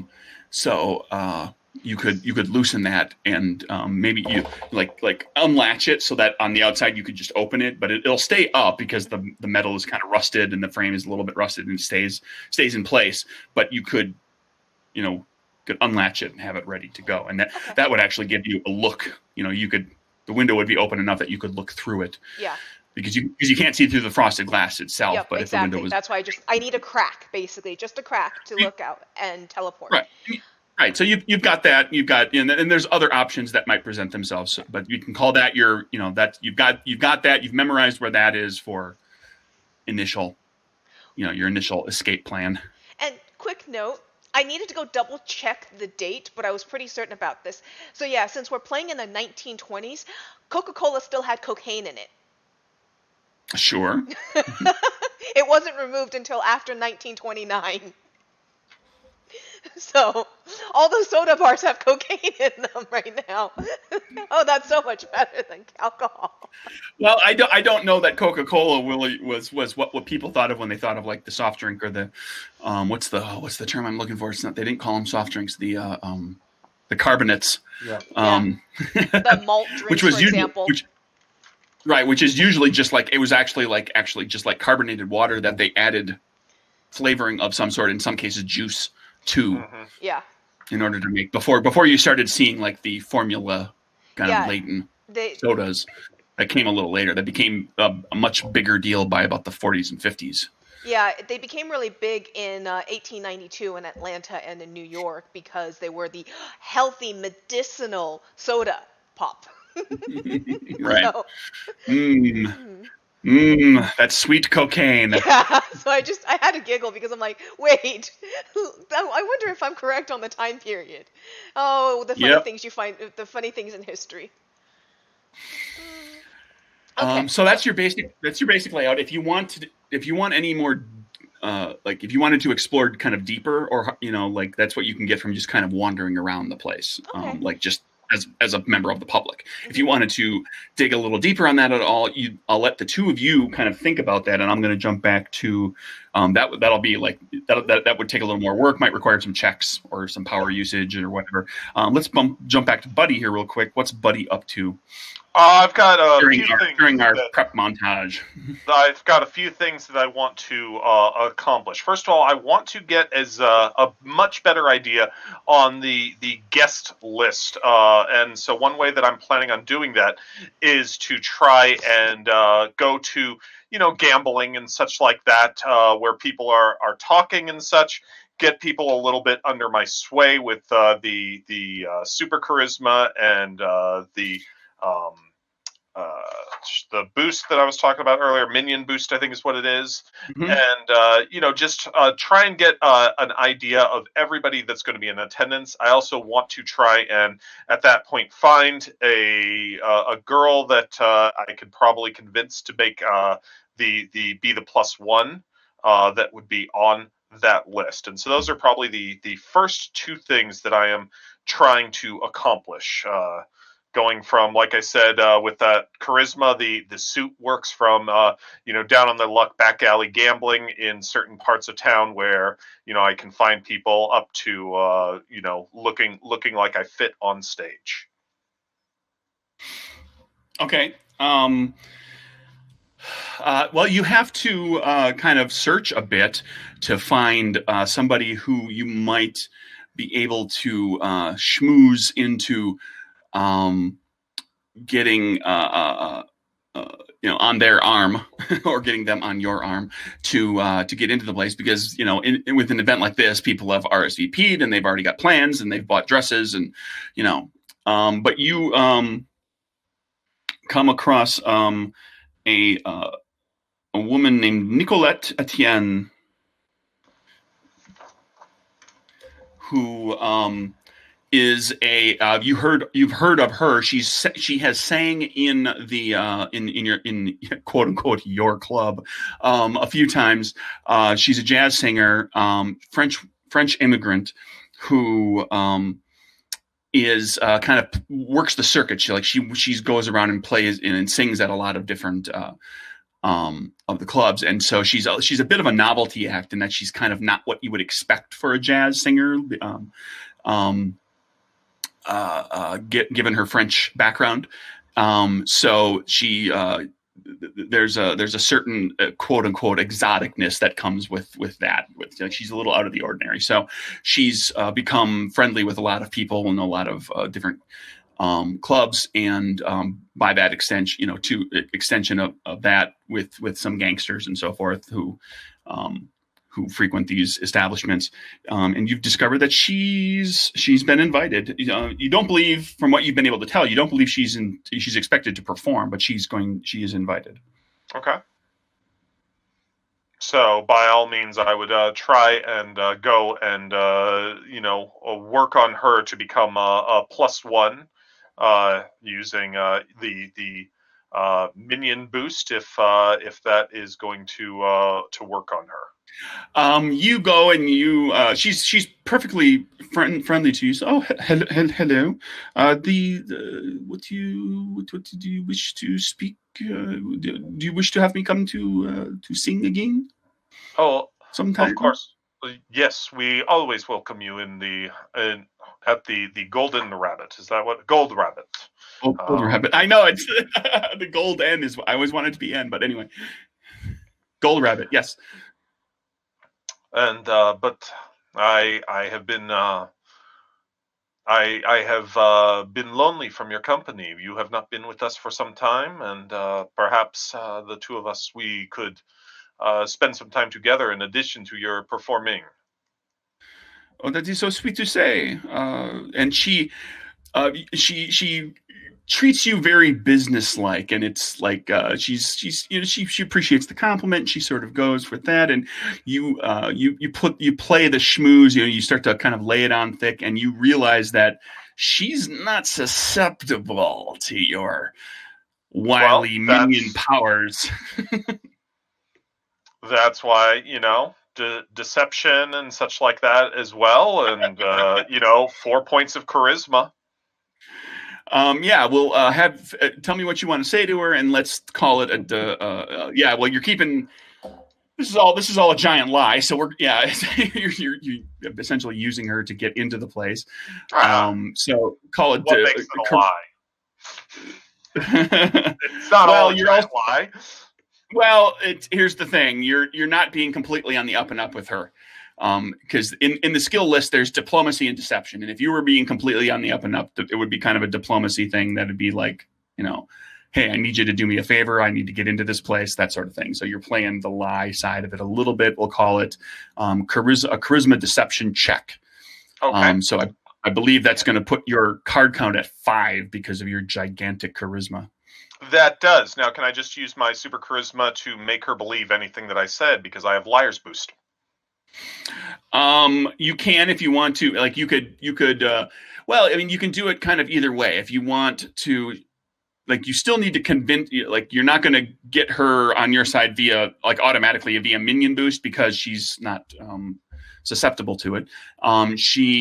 You could It depends on what you want to tell her. If you want to just like feed her a really ridiculous lie that you can get her to believe, if you want to just play it that way as far as role playing goes and everything, you can make the liar boost part of it. You can take a knock, drop your card count by 1, or you can just like weave a story straight up and just make a check with your full card count of 5. I mean, you got 5 cards. Even if you use the liar boost, you're going to have 4 cards to flip, and the possibility of flipping another one from Moxie, unless you have a real run of bad luck, or get the bad joker. Jack of Spades. That's spades is a boon, so things would be extra good if you were to stick with it. I'll keep that. Okay, so you, what do you tell her? What do you tell her as far as like what's your story about wanting to be there, wanting to go, or are you playing it entirely as like I miss you and I love you and I would like not love by any means, spend time, which by all means I would assume that a jazz singer would be somebody who would be very enjoyable to spend time with, that we've had her at the club. And so just kind of take the truth that exists, that, an interesting person, and spend time and just, try and work from there to, make the good parts sound better and the bad parts aren't there at all. Okay. You butter her up. You spend a little time giving her the whole spiel. And by the end of it, she's happy to have you. Of course, you want to come to the wedding with me. I would be honored. Oh, I don't know if I'm hitting that. I apologize if my French accent is terrible. Oh, you sound like you could be. I can't remember her name, but the skunk's voice that Pepe Le Pew is after. I don't think she really speaks at all. But you sound like you could be absolutely that. Well, thank you. You stink is kind of what I'm saying. Oh, maybe it's a cat. Does he love a cat? Yeah. He loves a cat that she always black cat who always accidentally gets a white stripe painted down her back for some stupid reason. There's the beginning of the cartoon is always like her crawling under a newly painted white fence or something. All right. Meow, mon ami, he's got that voice. Yes, he could very well be a candlestick in another cartoon. You're very good at that impression too, Craig. Just so you know. Well, I'm trying to branch out from just doing Italian and Irish, which I can both, I can do fairly well. Anyway, and Russian. So you got Nicolette, who is going to help you to get in there. And let's see what else we got. Back to Jade and Abe. Did you want to do anything else at the hotel? Well, what about you, Kevin? Before I go, you've been quiet. Okay, so I'm letting you guys do your thing. Mm-hmm. So did we actually go to the actual ballroom? Sorry, it's been Well, you can take a peek. You can take a peek in. It's it's still it's in advance of the wedding. And you learn that the ballroom has been paid for like 3 days beforehand. Like no events are going to be held there because they're going to be decorating and making sure the place is secure and all this sort of thing. So if you're quite sneaky about it, you can kind of peek in and just kind of get a look at the place to see what it looks like. You can't really wander around it. Yeah. And also because Jade, of course, can just grab someone and disappear somebody else. Not really what Abe does, so he's going to look for alternate, routes out.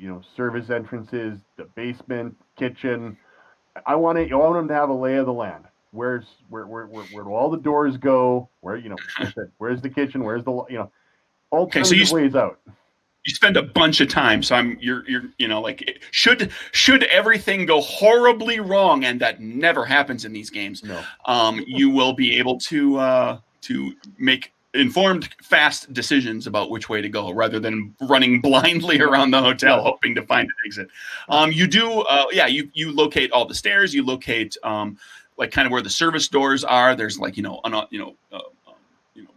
admittance, like signs on things like that. There's you discovered that this hotel has a dumbwaiter. So if worse absolutely came to worse, you do have a dumbwaiter. I'm going to have a trouble not using that now. The hotel has a dimensional pocket. The giant Xbox are all scrunched up inside with the rope. Yep. Hoisting himself from the 3rd floor down to the 1st floor. If groundskeeper Willie can do it, so can I. Sure. So that's, you get a really solid lay of the land in the hotel. And I was going to suggest hiding weapons, but my 2 companions have pocket dimensions, and I don't need to hide a weapon. That's convenient. And Abe doesn't. He does not need to hide a weapon. Nice. Okay. He kind of is the weapon. Oh, good. We'll see what happens. This may go with, who knows? You guys do this right. This could go off without a fight. We'll see. Alice, did you have anything else up your sleeve? Anything you were planning while you're here? I got a good lay of the land. I actually do want to speak with the hotel manager. Okay. And I want to book a room in the hotel. Oh, that's impossible. That's impossible. I'm sorry. You talk to the desk clerk. There's a wedding. Very important people. The rooms are booked solid and have been for weeks. I'm very sorry. Okay. That's fine then. If all the rooms are booked solid. If I drop the fact that I am a wedding guest, but I've been out of town. There have been so many things going on with my family, and I am a guest of this wedding, so I don't suppose there were a couple rooms put aside for guests that might have been remiss.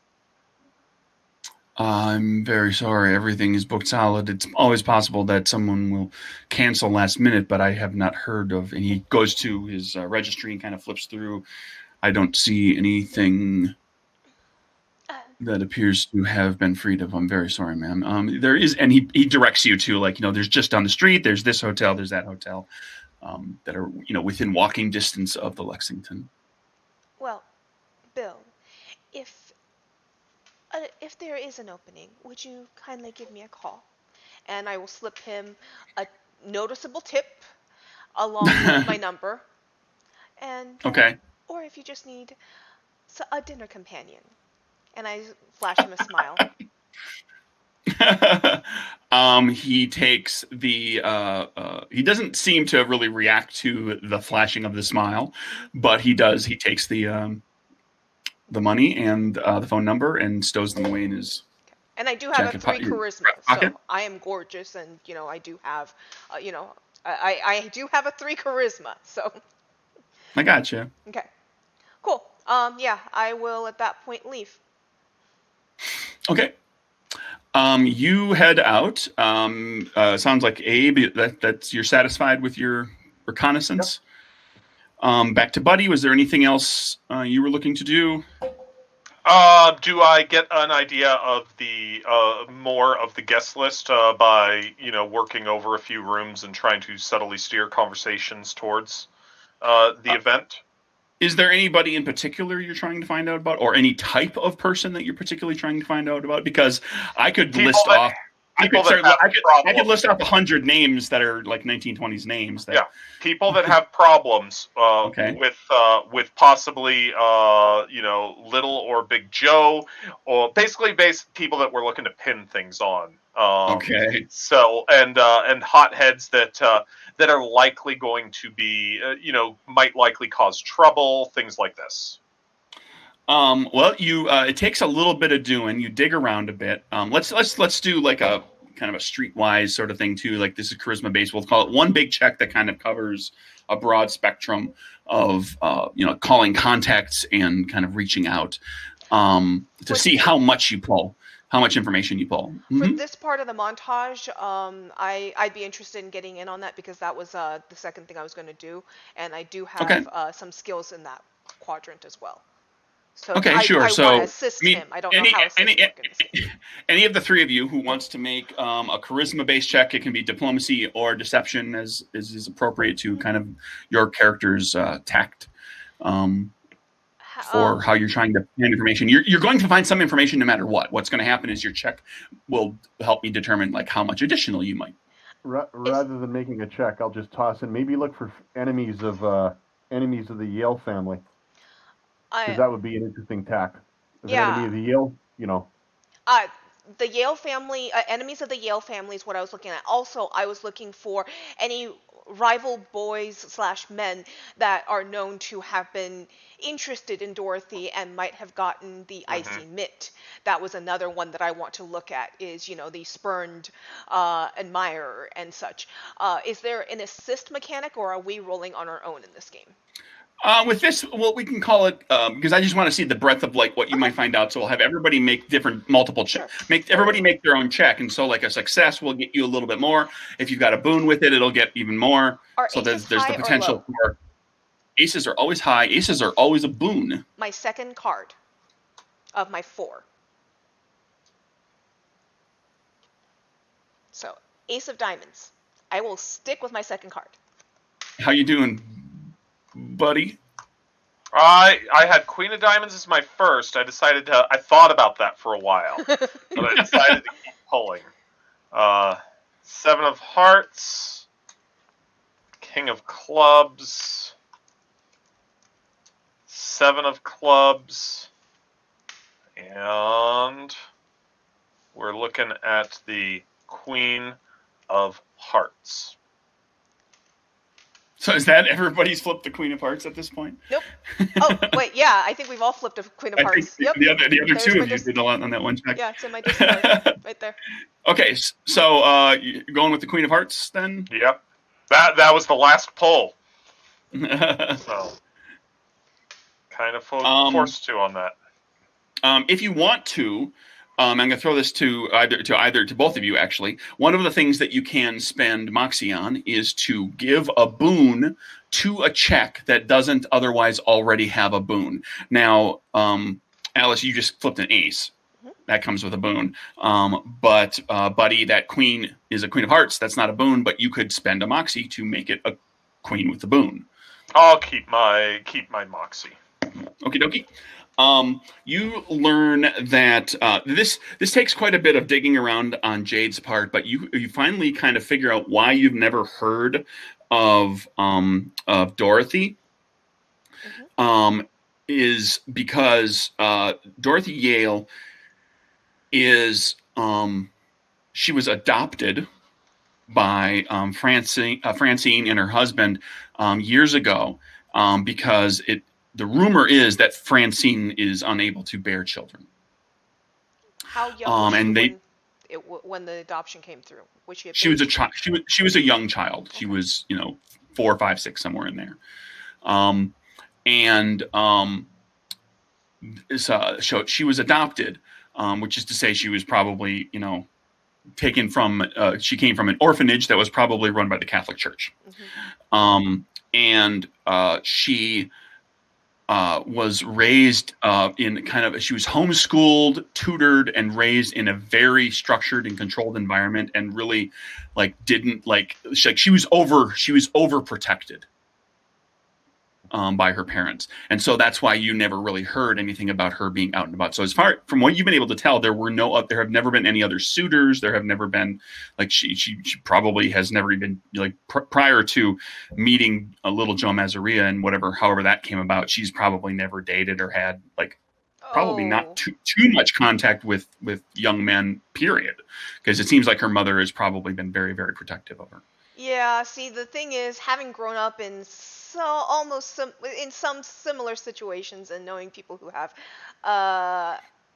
those types of girls tend to end up finding ways to meet people, though.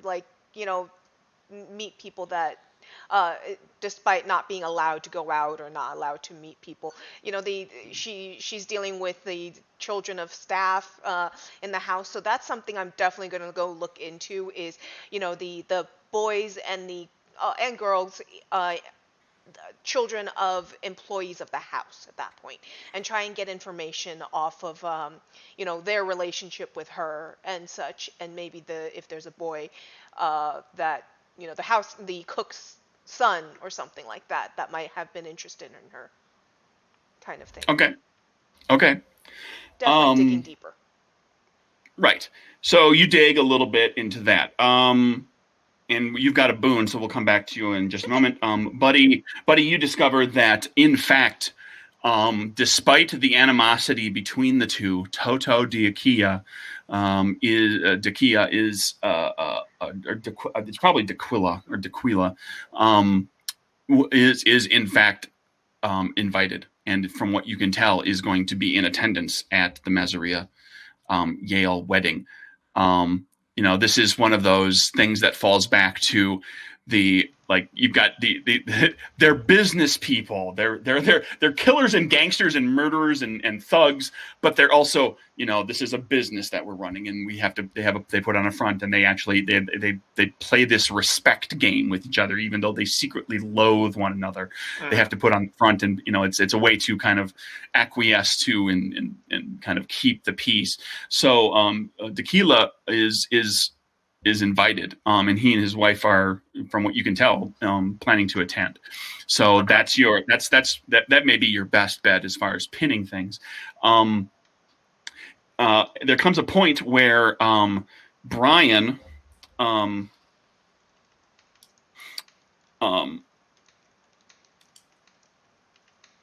comes back to check. He delivers the money for your payment. So he delivers $5,000 and checks with you to see if there's anything you wanted from Mrs. Yale. Alice, I think this is where you can find out about some of the employee families. Yep, that is what I want to be dealing with at that point. Okay. Here's your sort. Your boon gives you your in. You've got the person who has apparently been working for Mrs. Yale for a little while, but is maybe not terribly the right choice. And now that he does kind of favor Buddy. You've picked. You've exchanged. Buddy has that way about him that he can get people to just kind of open up to him, and personal magnetism. Brian has done that. Yep. So what you can pick pick Brian's brain, and let's get a charisma-based check out of you as well. Sure. Well, what I was thinking, Alice, just so you know, he at least knows the staff. Therefore, we're not sniffing around Yale's place. Mm-hmm. Yeah. And then you can always connect with the staff separate from that. Well, and also he's young. He's 20 to 22. He would be in the exact age range of the people I'm targeting right now. He would be the ones hanging out with the people, that I'm targeting. So yeah, he's perfect. So my charisma is a 3, so 3 cards. First one is a Queen of Spades. I'm gonna keep that. I'm not even gonna go past Queen of Spades.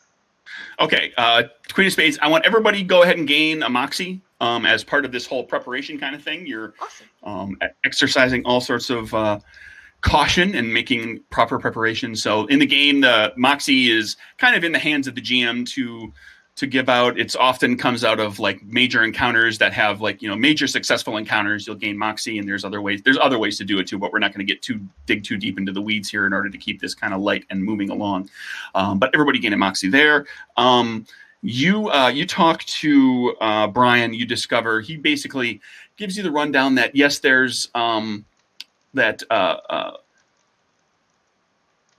Dorothy was quite fond of a relatively young music tutor that she had who taught her to play the piano. Although when I say young, he was in his perhaps mid-30s when she was a teenager, and that and when she has she had, it seems from what he's heard, she had kind of the schoolgirl crush on him. But that seems to have left, kind of dissipated over time. Sorry, what was the name again? I was trying of the tutor?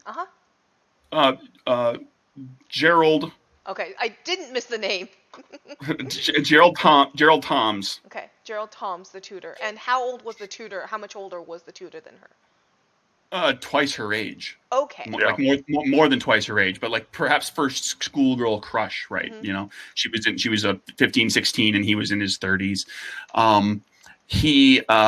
He describes like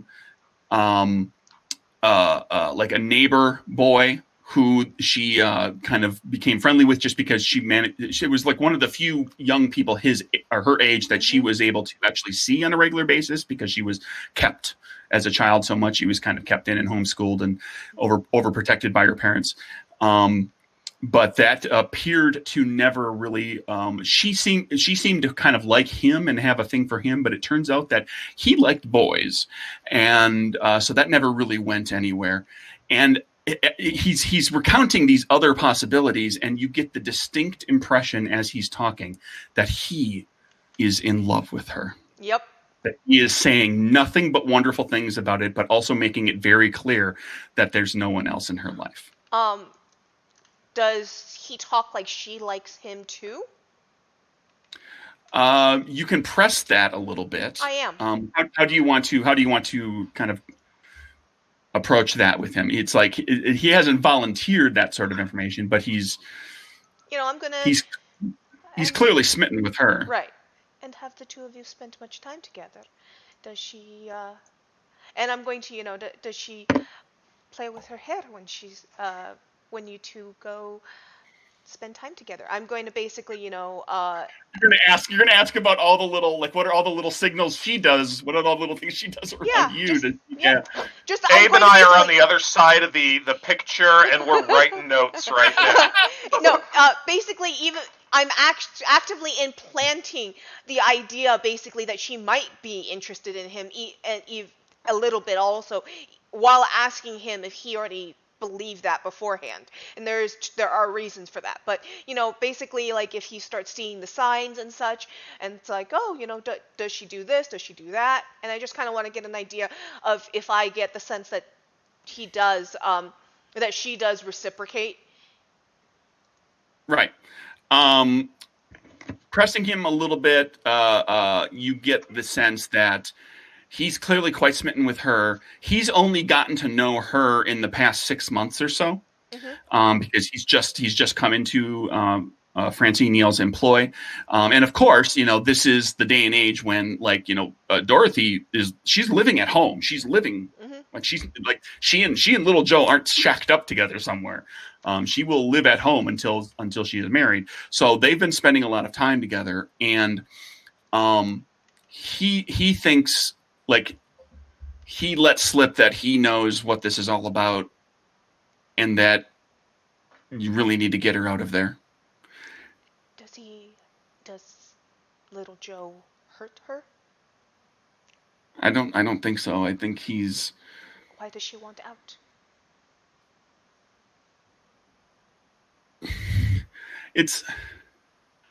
I would never presume to think such a thing. I would. Mrs. Yale has been very kind to me, and I've enjoyed working for her, and she's very kind, and I don't want to presume. I don't want. Yes, out with it. She hasn't said it to me, but I think she loves me.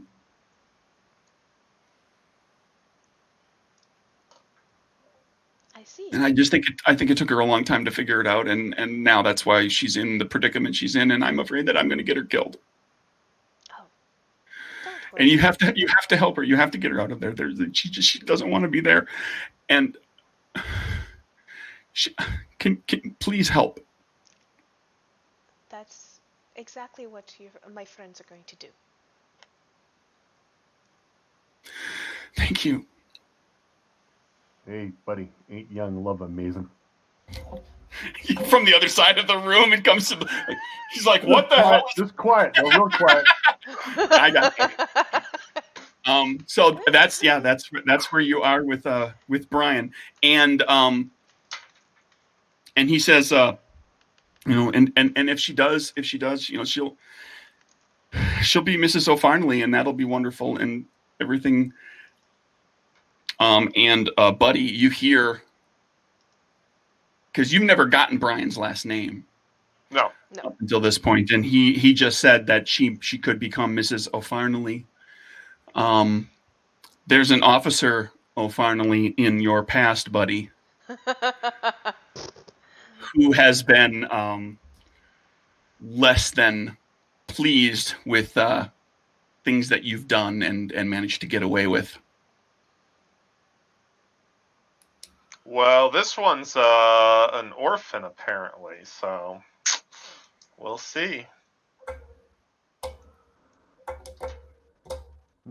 Well, dun dun dun. So yeah, there we go. And then So I've got a question. In 1920s, this hotel apparently is full up. Would is that all for going to be out of town guests, or would New Yorkers who would have to be coming from different parts, would they be probably staying at that hotel as well? there would likely be some who would do that. Those who are willing to swing the bill. The Lexington being a bit of a swanky place. Mm-hmm. It's a question of would you with the gangster types? It's they often will feel much safer living at their own homes. They'll go to the hotel. They'll be there for the wedding. They'll leave. They'll go home. They'll be in a protected environment.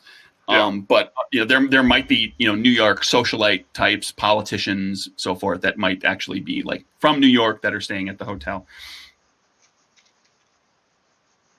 Just because I was wondering, since it's 15 floors and fully booked because of the wedding. Yep. Well, and in fairness, it may not all be wedding attendees. Mm-hmm. Yeah. But the wedding made it end up fully booked. Or And at least that's what the guy was saying. It's what the guy was saying, and Yeah. it's also entirely possible. It's also entirely possible that the Mazzarias booked empty rooms. Mm-hmm. They're trying to control who's going to be there. They don't they're going to somebody the Mazzarias, if they're as successful as you think they are, they could book that entire hotel for a night without even thinking twice. That's nothing money wise to them. Yep. Okay. That's all I wanted to do. What about you guys finding out this kind of information? I think Brandon still had some information he was looking for, though, enemies and such. Kevin brought up the enemies of the Yale family was one that we were definitely interested in, and I don't know if we ever heard anything on that. Yeah, I'm just looking for that. Ultimately, I want to go into this knowing who we're pinning it on. That's not us.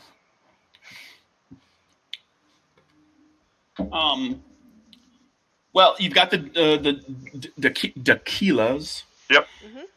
Mm-hmm. Tequilas.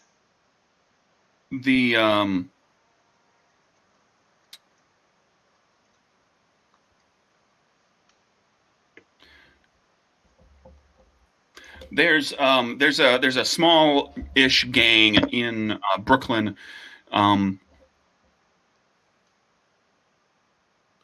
run by a fellow named Vendo Partamian. He's Albanian. And so the gang itself is not entirely Albanian, but it's kind of centered out of an Albanian neighborhood, like an immigrant neighborhood. And they have been at odds with the Yale family. Francine Yale, she's the bootlegger queen of Brooklyn for a reason. She controls quite a large portion of Brooklyn. And the Partamian gang is kind of stuck in a spot where they can't really expand significantly because most of their border is with the Yale territory. And so they're ambitious and greedy and they've been kind of butting heads with the Yales, but they're small enough that they don't really have the numbers or anything that the connections to back up any sort of major power play against the bootlegger queen.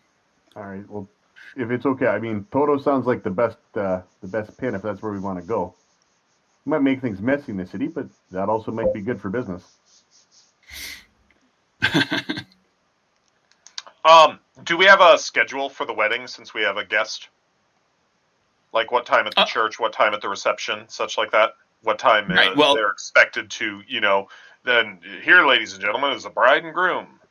Right. And the The wedding itself is going to be taking place at St. Francis Cathedral. It's actually the ceremony is intended to be very small. It's like family and very, very close friends, and the reception is kind of the larger public event. So Nicolette is not invited to the wedding. She's invited to the reception. The wedding is to be at 2:00. There's going to be like a small reception for them, kind of like like the immediate after reception at the cathedral. There'll be some photos taken, those sorts of things. There'll probably be some business, so to speak, between the families that takes place, and then everything will go to the reception for 6:00. Starting the reception at 6:00. The intended arrival is 6 p.m. at the Lexington, and then you would expect the meal will follow at 7 or 8, and then it'll go into the night. My friends, I see a few ways that we can approach this, depending on what our desires are. First of all, did she have to ever make it to the reception? In Mrs. Yale's opinion, Our job was to get her out of the reception. But yeah, Yes. that was that's where that's Francine Yale kind of. That's kind of the. It seems like that's Basically, like what she transit she is expected that. acceptable. Is in Potentially. transit acceptable? Okay. okay, so we can do it in transit. That makes life easier in some ways. Less witnesses. Okay. Oh no, it's the city of New York. Tons more witnesses. Well, that's true, I guess. Yeah. and an uncontrolled environment. Yeah, that's true. So, but in transit is possible. It didn't. I mean, you could ask too. I mean, like technically, if we want to say we've got a little bit of time left to plan too, you could get a hold of Francine and ask if, like, does she have any objection to it being in transit? Okay. So we can. The wedding must take place. After that, there is a small reception that is taking place at the cathedral. We do not have invitations to this. Our presence there will likely raise suspicion. However, then there is transit. Perhaps there are enemies of both these families. We may be able to use some of them to rile them up and get them to do something about it. During this, we may be able to get her and get away. You can, if we find the vehicle, you could hide in the boot. And then, during trouble, reach through, grab her, go somewhere else, as long as you can see. Correct? Yes, I can.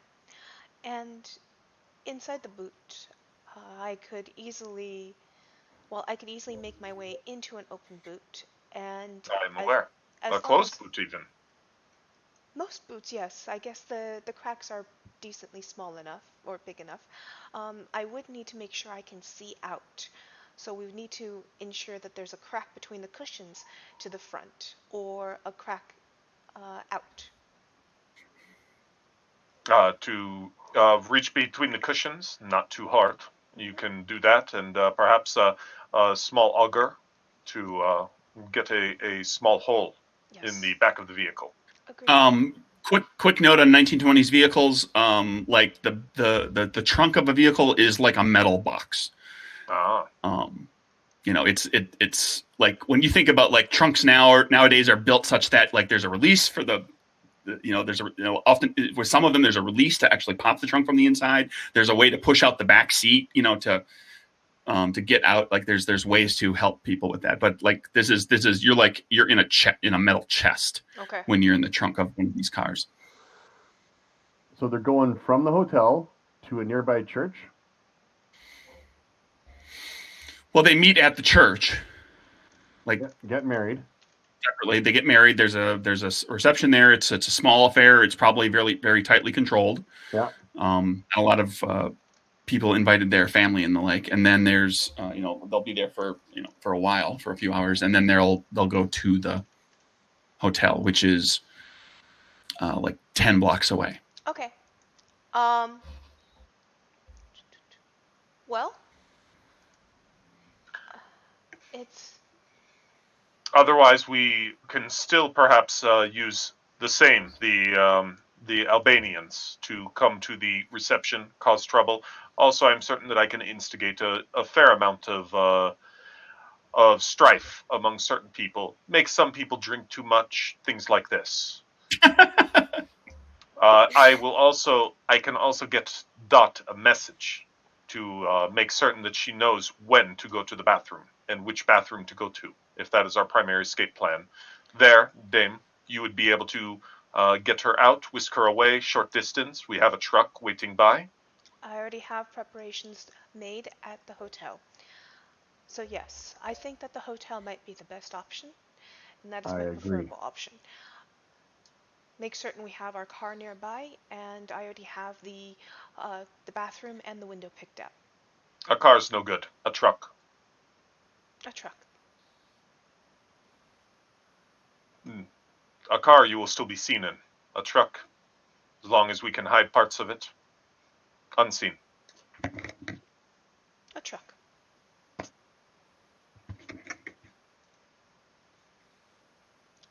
A delivery truck might work best. One that wouldn't be unusual for the area.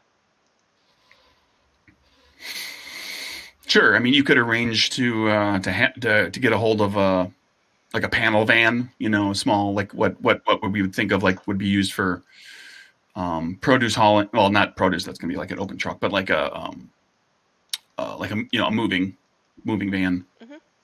Yeah. So we're going Where to. big box on the back, all enclosed. Yep. So yeah, sounds like that's our Two-seater. plan then. And we Okay. can take part of the roof off of that truck to give you sight in, and then you can have a tarp to pull into place, basically to obscure you guys. Mm-hmm. Well, at this point, I vote we go for it to move past analysis and draw some cards and see when things start going sideways. Yep. That's fine. Followed That by- sounds good to me. Followed by the dive into the dumbwaiter. That's all you want, right? We'll see how the scene unfolds. Sounds good. So, do you want me to try and maybe see if I can get the Vendel to come by at a certain time to make trouble? Yes. Get Bando to come and crash the party. What time? What time was the party supposed to start? 6 p.m. Arrival at 6. Okay. 6:30. 6:30? 6:30. So I'll try and figure out what traffic would be like given this time, and I want to go over there and see if I can, get near them, plant a post-hypnotic suggestion to make trouble, well, basically to decide that he has had enough and is going to go and make trouble at the wedding, bring a bunch of his boys, and so I want to try and plan it so that they would be arriving around 6:30. Okay. For simplicity's sake, Various Go ahead, various traffic can never be predicted, so sure. For simplicity's sake, so that we don't belabor too much longer, we'll say. I mean, I know you've got the ability to do it. We'll say that, yeah, we because quite frankly, it's going to be fun. We're gonna you get Vendo Partamian to be prepared. Kind of set him up to, like, when the clock strikes such and such a time. You're basically giving him. You're suggesting a course of action from a trigger. Like, so when something happens, you're gonna want to do. You're gonna feel a compulsion to do this sort of thing. Now, how he follows through on that, what that actually entails. The Capers doesn't have like direct mind control. It's all kind of interpretation. You're gonna say. You feel like when the clock strikes, 4 on Friday, you're gonna have the urge to cause problems at the Mazaria Yale wedding, and then that's gonna kind of go wherever he takes it. Yep. Or something akin to that, kind of timing it as best you can. So okay. So you do that. You set up the Partamian time bomb. Yep. Partamian time bomb. Tick, tick, tock. So, Like, when you have dice that? on your desk, you can play with them. With the deck, you can't. You can flip the edges of those cards and hope. I'm playing with my discard. Only the good I mean, cards. The I bad cards are left there. I love the plan because I'm very good at escalating a distraction. So when they come in, I'm going to try and stop them. Thereby, we're Okay. helping, huh? Mm-hmm. All right. So, are we square? Are we good? We're Are we square. gonna We're ready. Let's do it. flash forward to the night of? Okay, we go to, this is the point in the leverage episode where we go to like the third act break. Commercials come back, and all of you are dressed up and ready That to. is the one thing that I think that is the better clothes to try and hit Francine up for. To even though I'm good using that suit, we're at a pretty important wedding here, so. Sure. Well, I mean, and that's easy enough to do. I mean, you can just you had a couple of days to get ready, and she just dumped $5,000 on you. You can go shopping, no problem. So everybody's dressed to the nines. Mm-hmm. I'll be dressed in a cheap hall. I'm going to a wedding. I am of Chinese descent, and that is what you wear to a wedding as a Chinese descent. It is the proper garb. There you go. So you stand out a bit. There's actually, given the immigrant nature of a great deal in New York, there's like looking out amongst the crowd at the reception. There's like, you can spot like every so often there's someone who's in a very ethnic bit of ethnic garb that's very traditional for particular types of events. And so you see every so often, you see like, oh, that might, like you recognize a couple, but then there's a couple you're kind of like, I wonder where they're from. So it's not so diverse. If it's not going to be that diverse, I will I will wear something that blends in more because I'm going to need to disappear. Okay. I'll dress in more a more local party outfit. Okay. Well, you all arrive a little, I would assume, a little before. And the reception is in full swing. It's pretty busy. You come in through through the main hall into that big 3-story lobby. There's a lot of activity. It seems like a lot of the people that you see here are dressed very, very well. There's likely quite a lot of them that are here for the reception. There may be some that are just regular clientele. We're going up to the ballroom, or I'm gonna go to the ballroom, attend the party, as I was invited. Up to the Diamond Ballroom. The two of you go in with your invitation, no problem there. Buddy, go in with Nicolette on your arm. She is dressed lovely. She's a head turner, as it were. She's kind of taking it all in. Like, you get the distinct impression that she does not come from money, that this is like, when she gets to see something like this, it's kind of like, this is really new and wonderful. And so like, as she's on your arm, it's not just on your arm, but also like the occasional like squeeze. Like, she's like, oh my goodness, like, look at this, look at that. So she's smitten with the whole proceeding and having a great time. But that also means that she does not want to leave your side. It becomes very clear very quickly that she is stuck to you.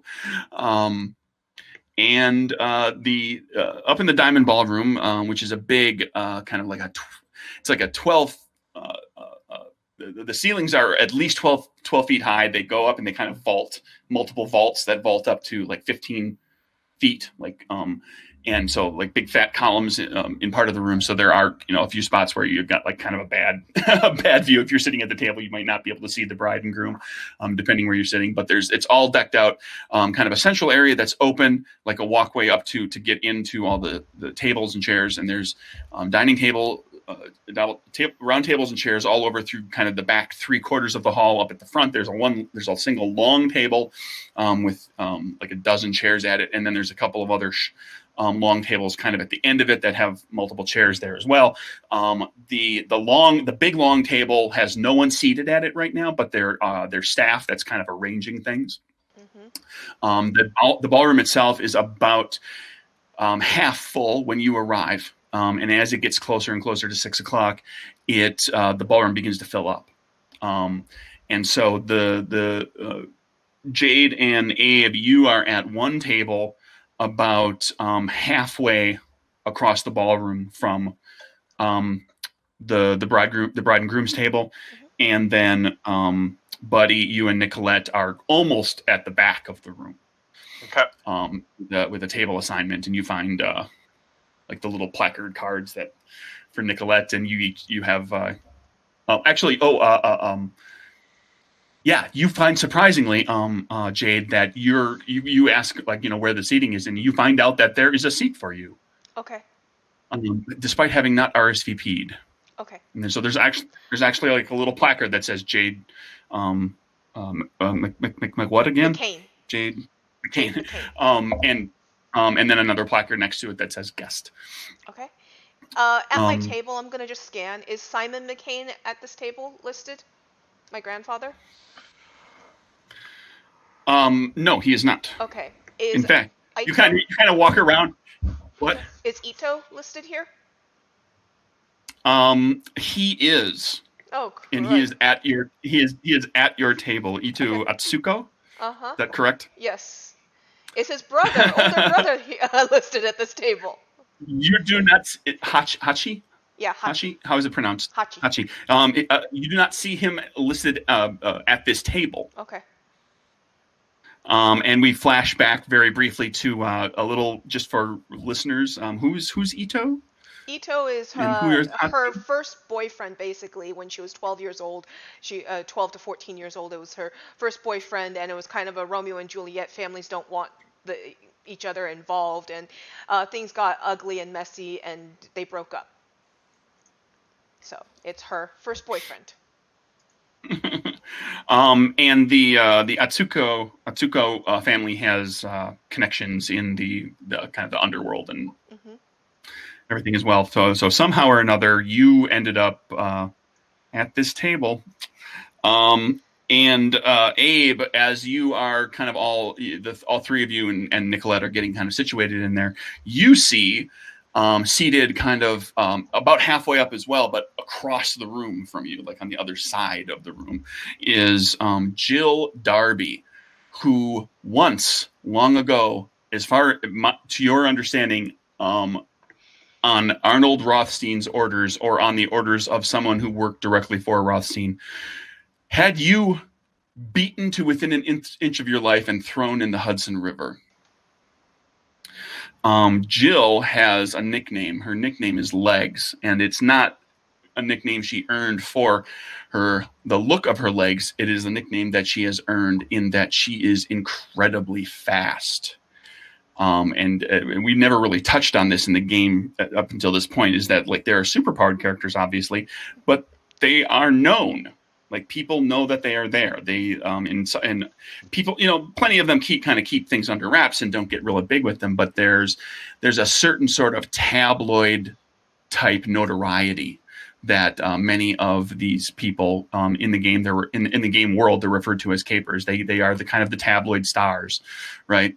Mm-hmm. So they get written about in magazines and newspapers a lot. And Jill Legs Darby is here. So.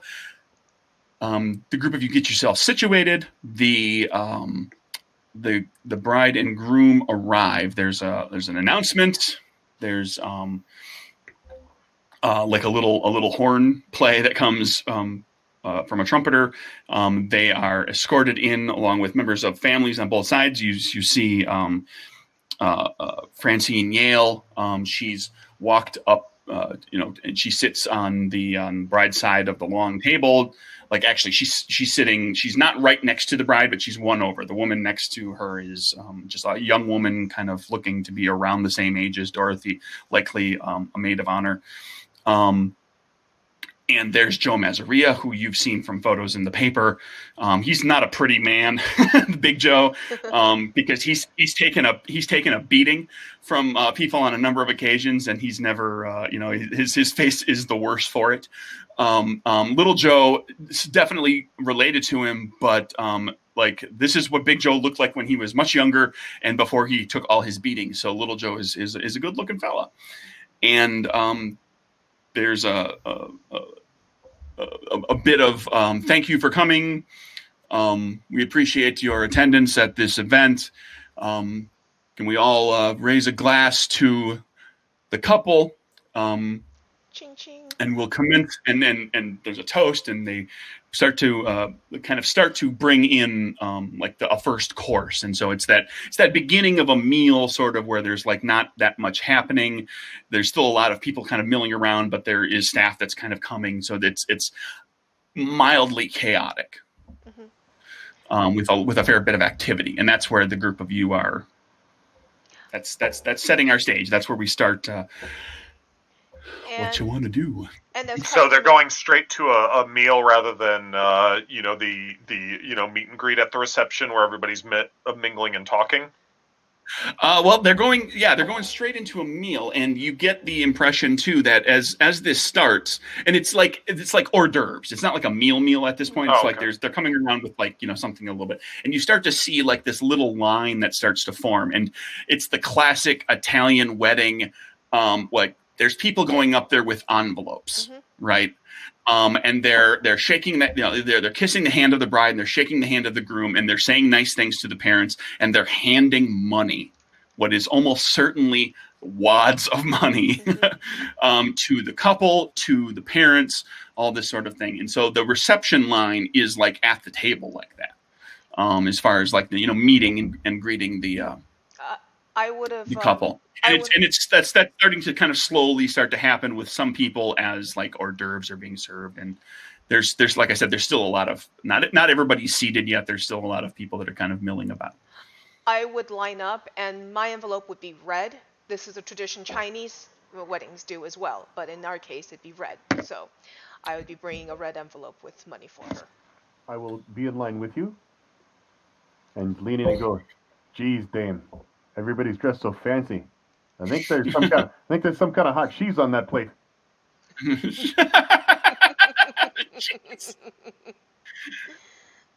So you want to go up and pay respects and a gift to the bride and groom? Mm-hmm. Yes. Okay. Abe, you going with? Oh yeah, I'm going with. In case always. Meanwhile, back there with Buddy, Nicolette is still on your arm, and she's just enamored. This is so exciting. Is this not exciting? Senorita, it is wonderful to see such beauty and such elegance, but everything here pales in comparison to the beauty that you are.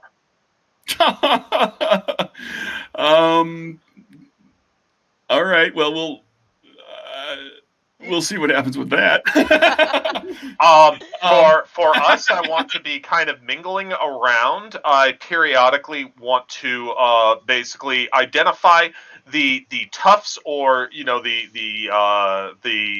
guys that are going to be the guards, and I want to be using hypnosis on them to create a post-hypnotic suggestion to go get a drink, go get a drink, go get a drink.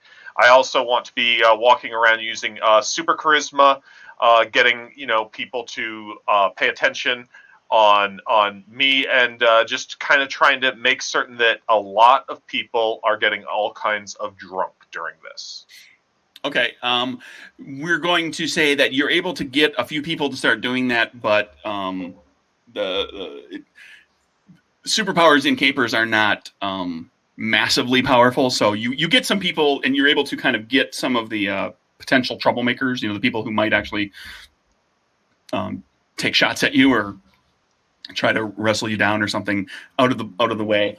You get a number of people start drinking over the course of, but this is kind of making your way, because every time you have to go in and kind of play introduce yourself and then introduce Nicolette, and you have to kind of make a thing out of it. So it's all starting to slowly happen. Jade and Abe, you go up with your envelope. I would go up with my envelope and, best wishes to the bride and congratulations to the groom, as appropriate. Because you don't congratulate the bride, you say best wishes to the bride. And you congratulate the groom.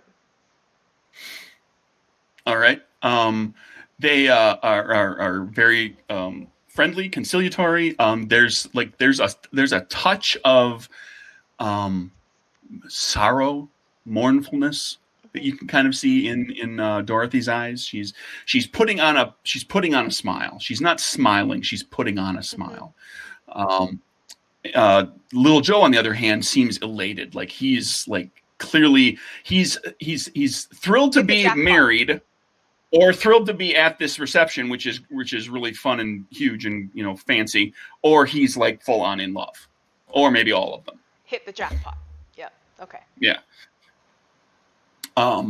And so who do you give the envelope to? You see that when people are going up and giving out envelopes, they're giving, like, everybody's receiving They put it in a satin envelopes. bag, right? In an Italian wedding, the bride's holding the bag.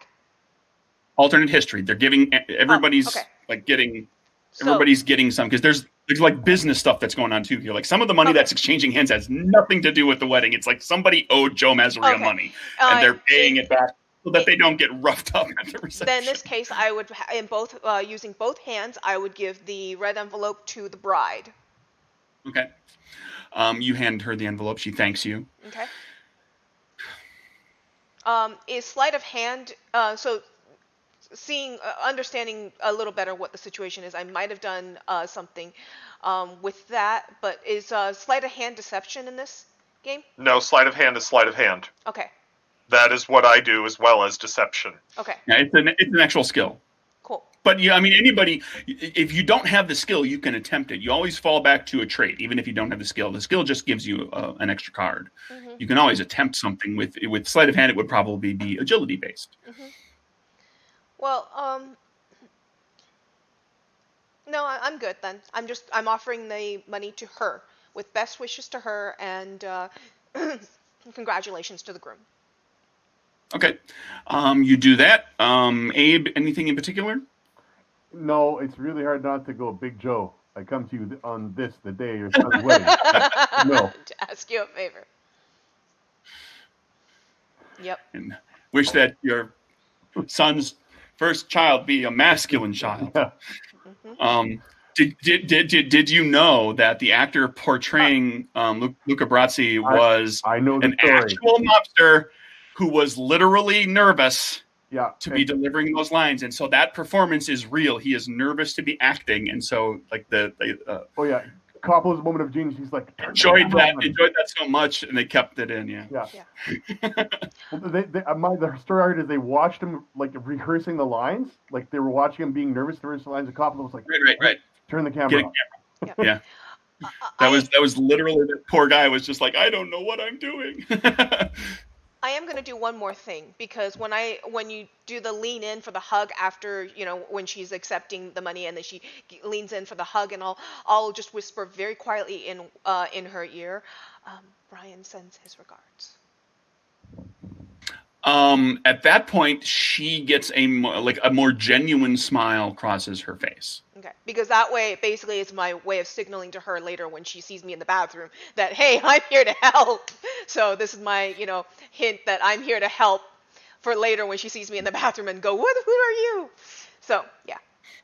Brian sends her regards. I'll whisper that, and then I'll move on. Okay.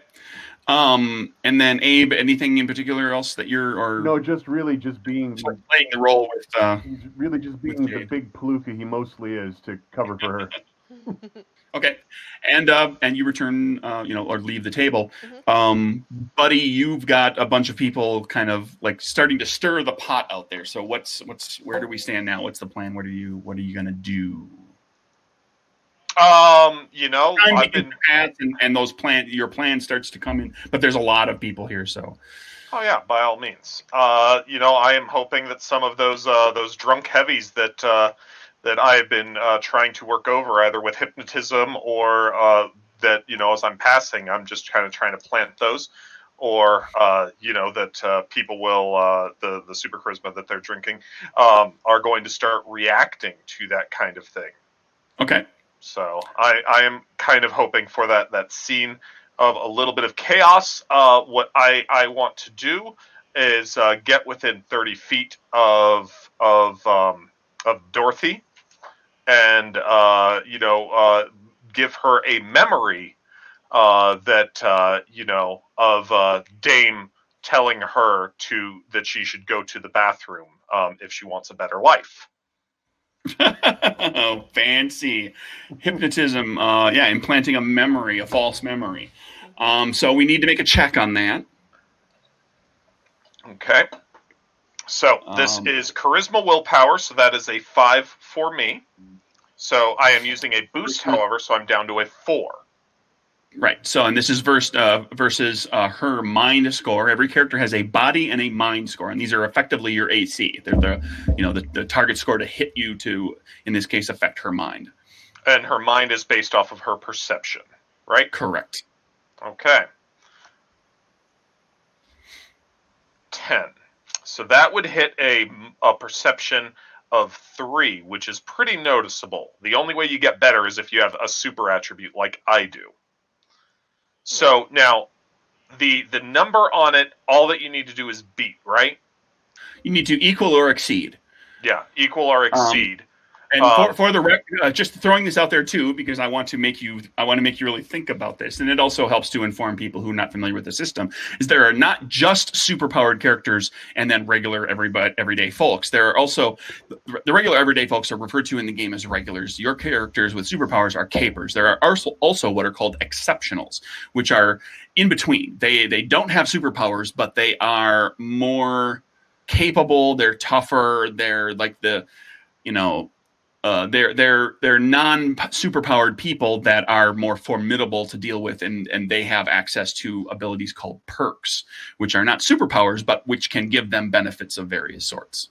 Yeah, and there's other ways to raise your mind and your body, right. Other than just the characteristic. Yes, but no, that said, a 10 is not bad at all. That said, and the also, fact that it's spades, Now and I'm going to throw this in here too. I'm going to throw this out there. You've got 3 additional cards that you can flip. One of the uses of Moxie is to flip another card. Yep. So if you really get in a bind, also there is you can spend Moxie to recall a card that you previously flipped on this check. Ooh. Okay. So if you're flipping and you get a kind of okay card, you can go ahead and flip past that and then use a Moxie to go back to that card if you don't manage to pull something. And that 2 of hearts is no good. Oh my god. 2 of clubs is the second worst card in the deck. I am burning a Moxie to get back to that 10. Okay. I will say at this point, while we're still in the middle, I love what you're doing to the system here, Craig. That's a nice, elegant piece of design. Thank you. It's a great way to burn Moxie out of people. And also just flipping cards, which is, Yeah, well, I'll flip. I get another Moxie. I can go back to that. I'll just flip through a bunch more, and then, well, here's the kicker. I'm going to let you in on a little secret. In everybody's deck, there's a bad Joker. And the downside to the bad Joker is it is a failure, it is a botch, and your turn immediately ends, which means you can't spend Moxie. So I'm pushing Brandon to burn through cards, knowing he has a Moxie he can go back to. But if he hits that bad Joker, he's done, and he can't burn that Moxie to go back. So it's always a little bit of it's always a little bit of a gamble. There because is a critical fail in the deck. Yeah.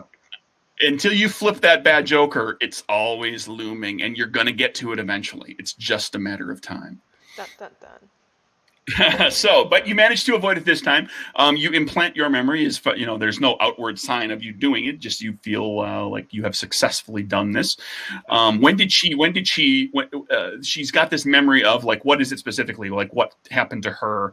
What does she remember? Did she remember talking to somebody, or was a letter delivered, and when? And then, that Jade, the woman that was just telling her that Brian sends her regards. Jade is telling her that when trouble starts, or before trouble starts, you should go to the bathroom if you want to find a better life than this. Okay, and so she had the specific bathroom. She now has a memory of Jade approaching her at some point. Like, she literally thinks Jade talked to her. Yes. At some point in the recent past here to go to this bathroom, exactly. To tell her that. Okay, so you've implanted that suggestion or that memory. Jade, Abe, anything else? No, I don't think so. Nope. At this point, the door kicks open, and in comes Vendo Partamian and his goons. They reach into their jackets, they pull out pistols, and they start firing into the air. One of them is kind of back amongst the group. Like, these guys are like, they're out, like, just, guns up in the air. and there's one of these guys. They all have very Albanian features, dark hair. They're all facial hair. There's actually a couple of women amongst them too, and they have like a little bit of hair. And they have Mediterranean, Mediterranean, kind of deeper Mediterranean skin a little bit, and it's if you saw one of them alone on the street, wouldn't necessarily think Albanian, but as a group, you're like, oh yeah, well here's our guy, and a bunch of his family members probably. And they kick through the door, and they basically start threatening people. But however, in a back amongst the group, there is one member who is has no gun in his hand, no weapon, but he's holding something that's on fire. Well, at this point, I'm already not in the scene because I'm at the bathroom at this point. But I hear the commotion, meaning I'm waiting on my target to arrive in the bathroom. Okay, you are in there with kind of a matronly woman who's kind of adjusting, fixing herself up, making sure she looks nice at the mirror, and you hear gunfire, and she absolutely panics and starts screaming for you to help her, and she becomes a gigantic pain in the ass very quickly. I'm going to tell her to hide in one of the stalls and to get on top of the toilet and squat and hide, and then they won't see her, to be very, very quiet. Okay, you start to convince her of that. She kind of looks at you incredulously. We'll jump back to the reception hall. Abe and Buddy, I'll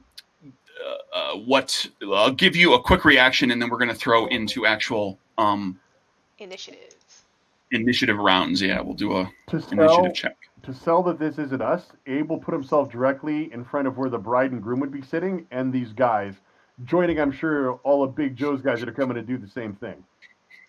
We're obviously on the same side. We couldn't be doing anything, sneaky. Okay. Buddy, anything in particular? You do have Nicolette with you.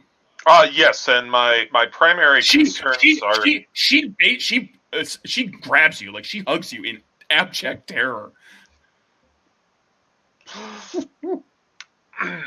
Senorita, do not worry. I will not allow any harm to come to you as long as I am here. I want to kind of get people away from that wedding table. And so if I'm still in that 30-foot range, you tell me, basically. Yeah, you can be within 30 feet, sure. All right. Then I, want to pick on Little Joe, and let me go ahead and try and give him a post-hypnotic suggestion, once again using hypnosis and a boost for post-hypnotic, to basically go, out there and start, leading. This is his wedding, and so he should be the man here to, get these Albanians to clear out and such, and he's the closest one to her. Protect your new bride. When what happens? What are you hinging this on? When these Albanians are shooting and are going to throw, and so I'm trying to set it up so that he'll basically go and be a man right now. Right. If the shooting continues, basically, with post-hypnotic suggestion, you do have to give him like a trigger to make him want to do something. It's not just immediate. But if you put it on something as simple as when Vendo fires his gun, it's like all he has to do is see that one guy fire up, take a shot. Okay. Let's go into initiative. And how do we do initiative in this? In capers, the way normally when you're making trait checks, the assumption is that you're putting all of your effort, and you plan for it, you work on it, you try to make something happen, so you're flipping multiple cards. Well, with something like initiative, or and sometimes there are other types of checks that need to be just snap decisions, snap real quick. They're referred to as reaction checks, and so a reaction check works a little differently. What happens is you will flip only one card, and you will add to that card. In the case of an initiative check, it'll be your agility score plus one more if you have the sense skill. Oh, nice. I burned that? Oh my gosh! Come on! Oh, Kevin, you lost a good one too there, buddy. Yeah, I did. I add 3, so I'm at 11. Oh, because you have sense. Yes, I have sense. Okay, so you had a king of who between the king of diamond or the king of spades and the queen of spades, who's going first? You both got like an agility of 2, or somebody got a better agility? No, my agility. Agility 2. No sense. Okay. No, So, I have no sense. Buddy. I have insight, but not sense. Same here. So this And bumps. Jake? So this bumps me up 8, 9, 10, and then 11 would be the queen, right? Or Jack, I mean, Jack. right? Jack. Jack. Okay. So I'm the Jack. Yep. 8 goes up for me. Actually gets me to a Jack as well, just using a general modifier for the bad guys. Not that you guys are all good guys, but your adversaries. And in the game, when there's a tie between the characters and the adversaries, it always goes to the characters because that's just better. So, Buddy, top of the order, Buddy.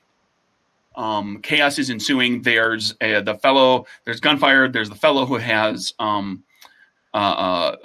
he's holding something that's on fire. It appears, and he actually looks like he's reeling back, like he's gonna throw whatever it is that's on fire.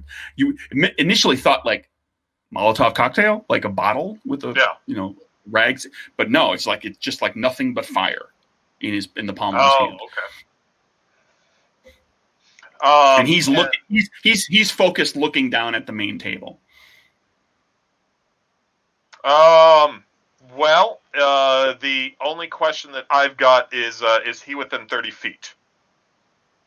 No, he's just come in the door. You're way up that's at the what I table. expected because I was at the table. So I don't have anything that I can do to really stop him. So I am going to continue trying to, first of all, make certain that I am between Nicolette and any trouble. But looking up at the table full of people and see if I can get another, person to, with a post-hypnotic suggestion to get away from that table. To so go punch some Albanians. Just trying to get some people out. Okay, you're trying to incite to violence or trying to get somebody to safety? I am trying to get the men types to go forward and try and deal with the Albanians.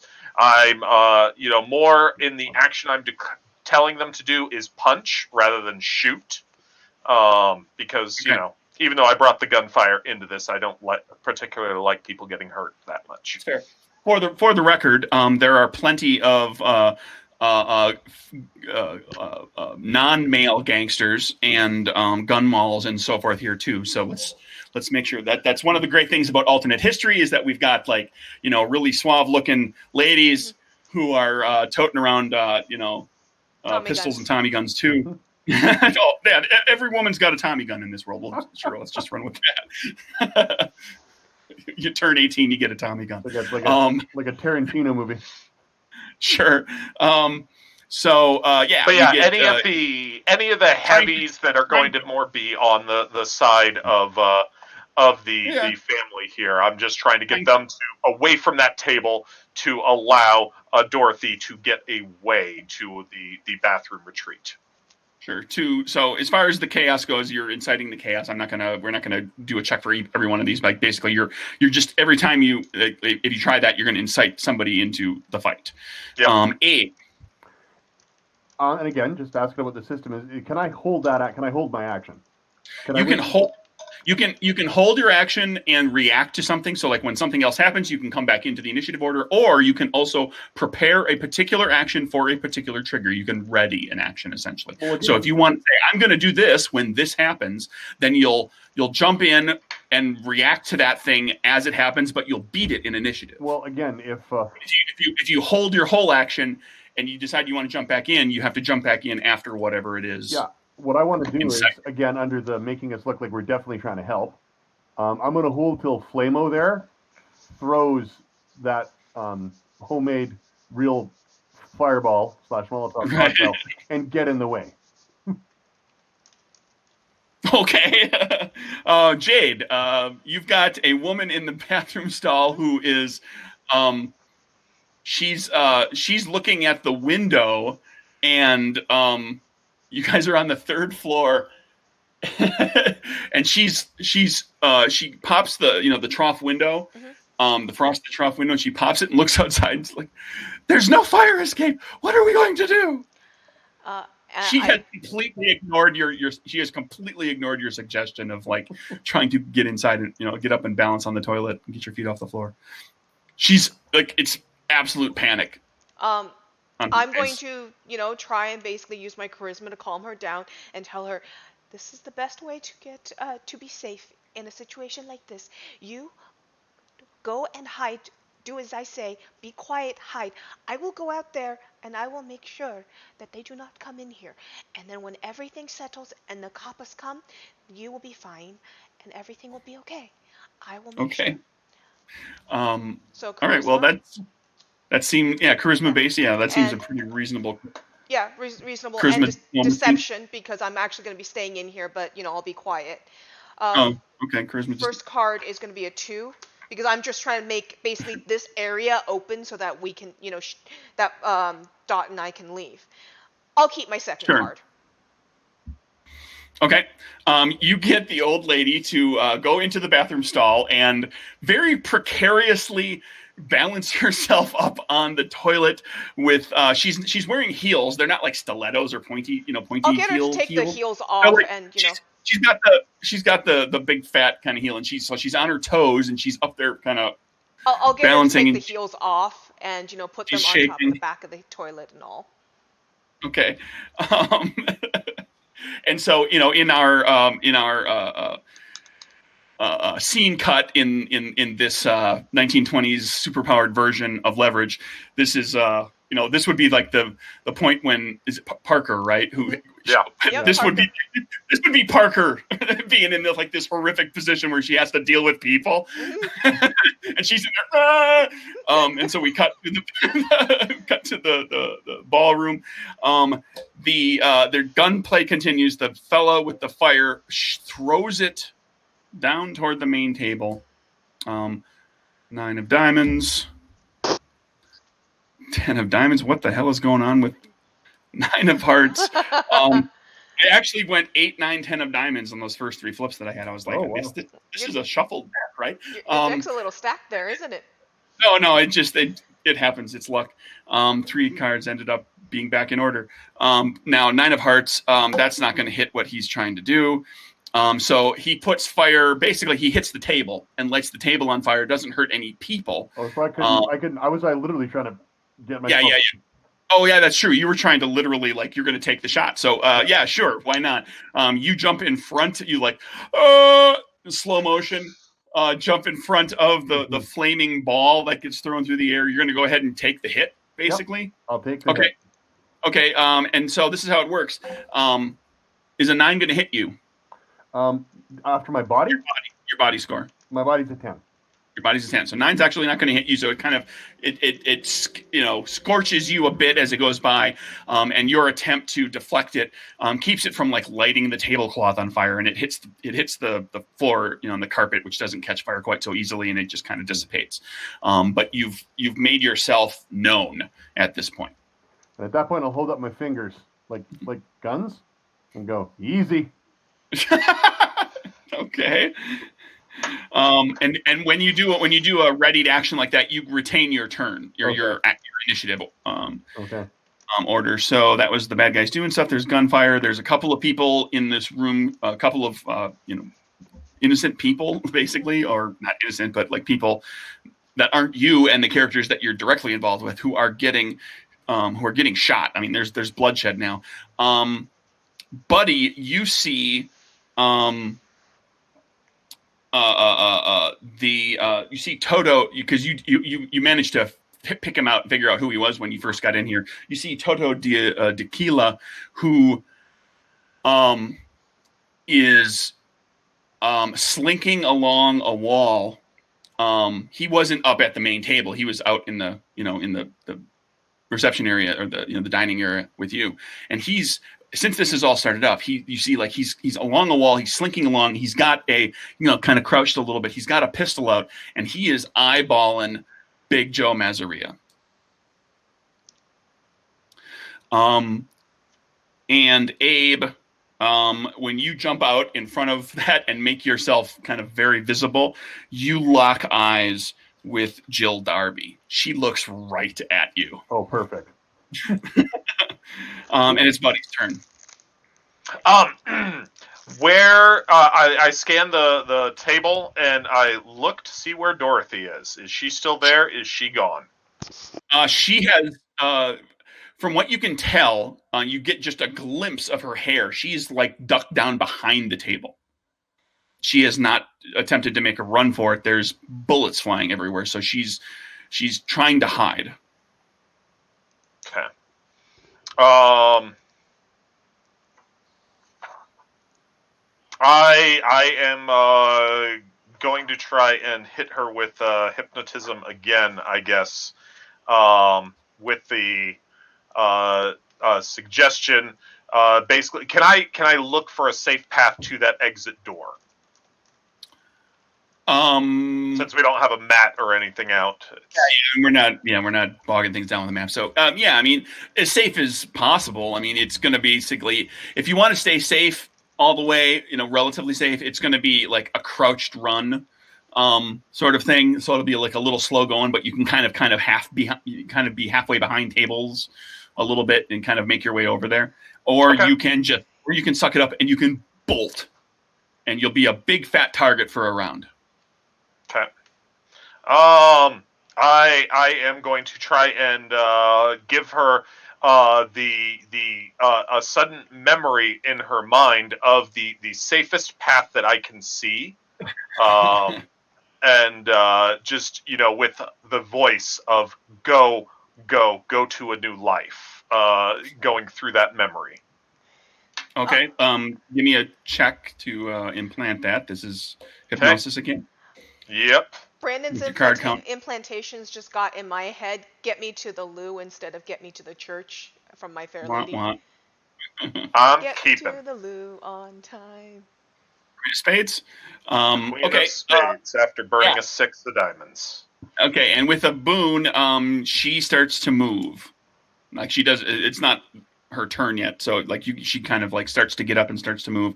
You'll see how that plays out when we get to her. And were you gonna kind of take the slow and steady, more kind of protected path to the exit, or were you gonna bolt to the exit? I don't need to get to an exit. I just need to survive here, and I want to make certain that if Aquila is going to take a shot at Big Joe, that she is not there. Okay. Abe. All right. I'm assuming I can talk relatively freely. Well, I mean, you have to. There's gunfire and screaming, so if you want to communicate with somebody, you got to be loud. I'm gonna look over at Darby and be loud and say, "Look, Legs, I know we got history. Let's deal with this first, okay? Promise you a rematch." And I'm gonna point my finger at the flamey guy, click my thumb, and I'm gonna use my boost on bone and organ shifting, and shoot my small phalanges at him. Finger bone at him. Why don't you tell people what power you've got and what you're a little more clearly what you're doing there. Well, what his two powers are? His primary power is super resilience, which lets him do things like absorb damage, regenerate, and then he's got bone and organ shifting, so he can like shoot finger bones and grow claws like out of the back of his hand if he needs to. And I didn't do that because I'm Canadian and wanted to make 1920s Logan. Not the reason I did that.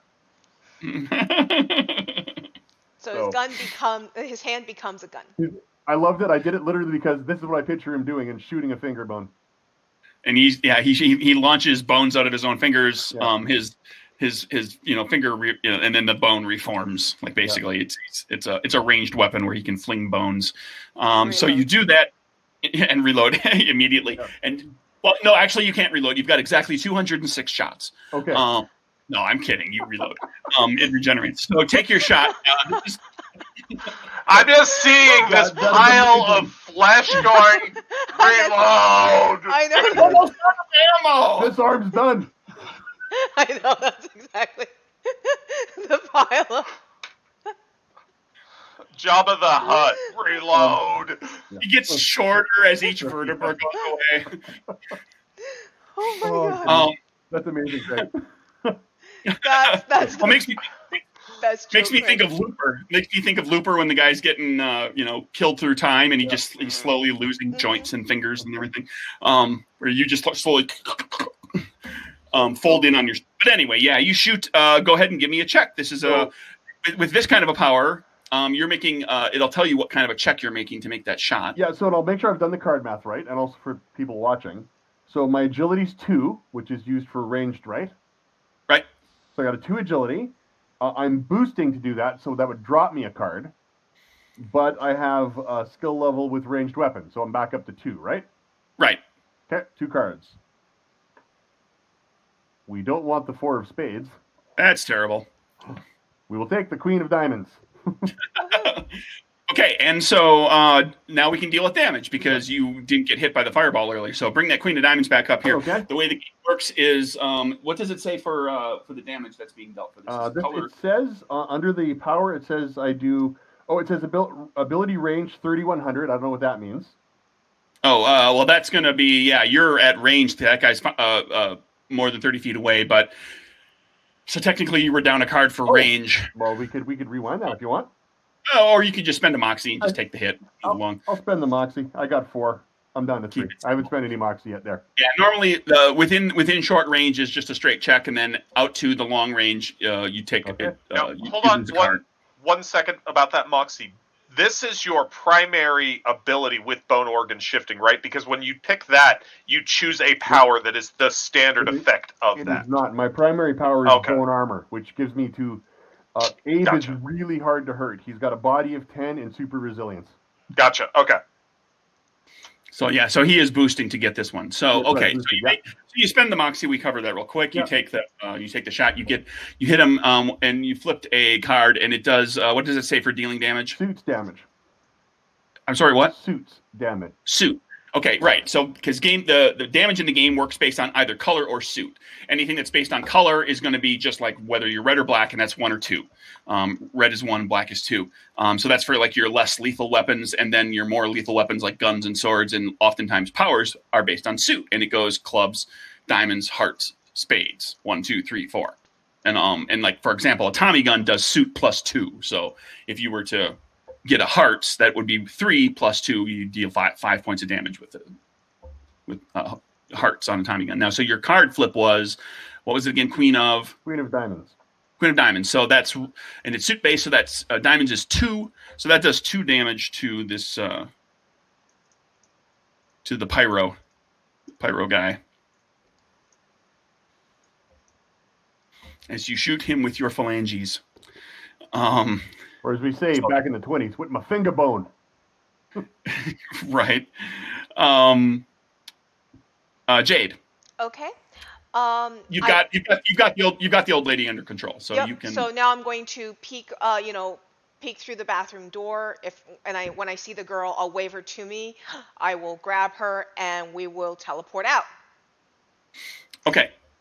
So you're basically waiting for her to get there, and she now we get to everybody else's turn. Basically, she bolts out of the room. She stays very low, but she moves surprisingly quickly, even though she's trailing a dress behind her. And she gets out because she didn't have terribly far to go to get to that door, but she's doing nothing but running. So she's just out the door, and she's down the hallway. You see her come out the door.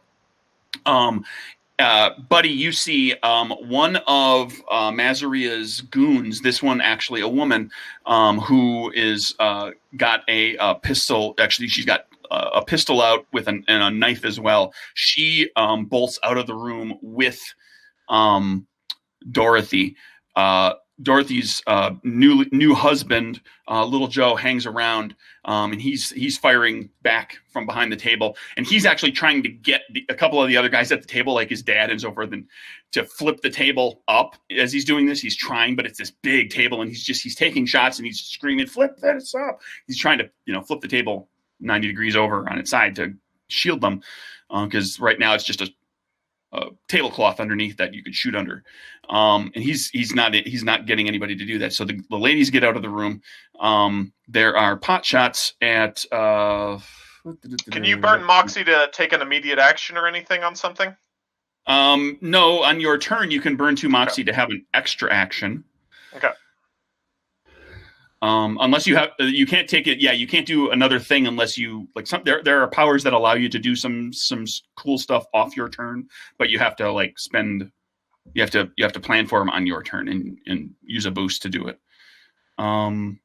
So gunshots, we're going to say there's gunfire in general going on here. So I'm going to give a chance at hitting Buddy with something, and that's going to be the King of Spades. So that's going to hit you as gunfire is flying because King of Spades. So it's from a pistols. Pistols do suit +1, so that's spades. That's 4 + 1. That's 5 total. However, it's spades, which is always a boon. One of the things you can do with boons in the game when it comes to damage is you can give 2 more damage. We're going to call that 7. Okay, and I just put that onto my max hits. And that comes out of your hits. Whatever your total hits is. If you wish, one of the things you can spend Moxie on is to reduce damage. But you have to do it like in the moment that you take the damage. And so like Kevin's got, who unfortunately we haven't seen hit yet, he's got super resilience. How does that make you tougher on this? He has more hits and he potentially has a boost that actually allows him to heal. Gotcha. I have the boost that allows me to heal and the boost that allows me to reduce the damage by more. Yeah, so he's got that too. So like when he spends Moxie to reduce damage, he reduces more. Gotcha. How much damage does a Moxie reduce?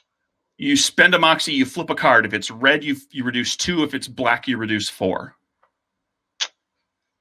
I'll take it. I'll take the 9 damage. I guess for comparison, just 7. for your sake. Oh, 7? No. Sorry, I'm at 9. How many hits does Buddy have? We can give a comparison. I got 16 hits. Oh, you start with 16. Okay, that's what, actually, oddly enough, that's what Abe has. He starts with 16 as well. I've got 4 charisma. That's one of the 2 stats that plays into. You've got charisma and resilience are the 2 stats that play in. Yeah, so we start the same because I've got 2 and 4. Reverse of you, basically. Yeah, resilience basically in the game, hits is intended to be sort of a combination of like actual physical resilience, but also like the ability to will yourself to function through pain and to do things even though you're getting hurt. So it's like Thumbs up for the design. Your power, your willpower allows. So face characters, charisma characters actually can have fairly good hits. You're not automatically going to have like as they 3 say, hits. You got Moxie, kid. Yeah. So that's that shot, and then we're gonna the fireball like the fireball guy sees you and is like, seriously, and going to start shooting fire at you. 2 of diamonds is not going to do anything. That's what we want. We want him shooting 3 fire. of diamonds, it's not going to do anything. 5 of diamonds is like, wow, what is the deal with having these things in order? 1 more card, Jack of diamonds, is going to get you for suit. That's only going to do 2 damage. I'll just take it. Take that. And then Jill Darby, and I've got stats for her over here in the book, and she's right out of the core book.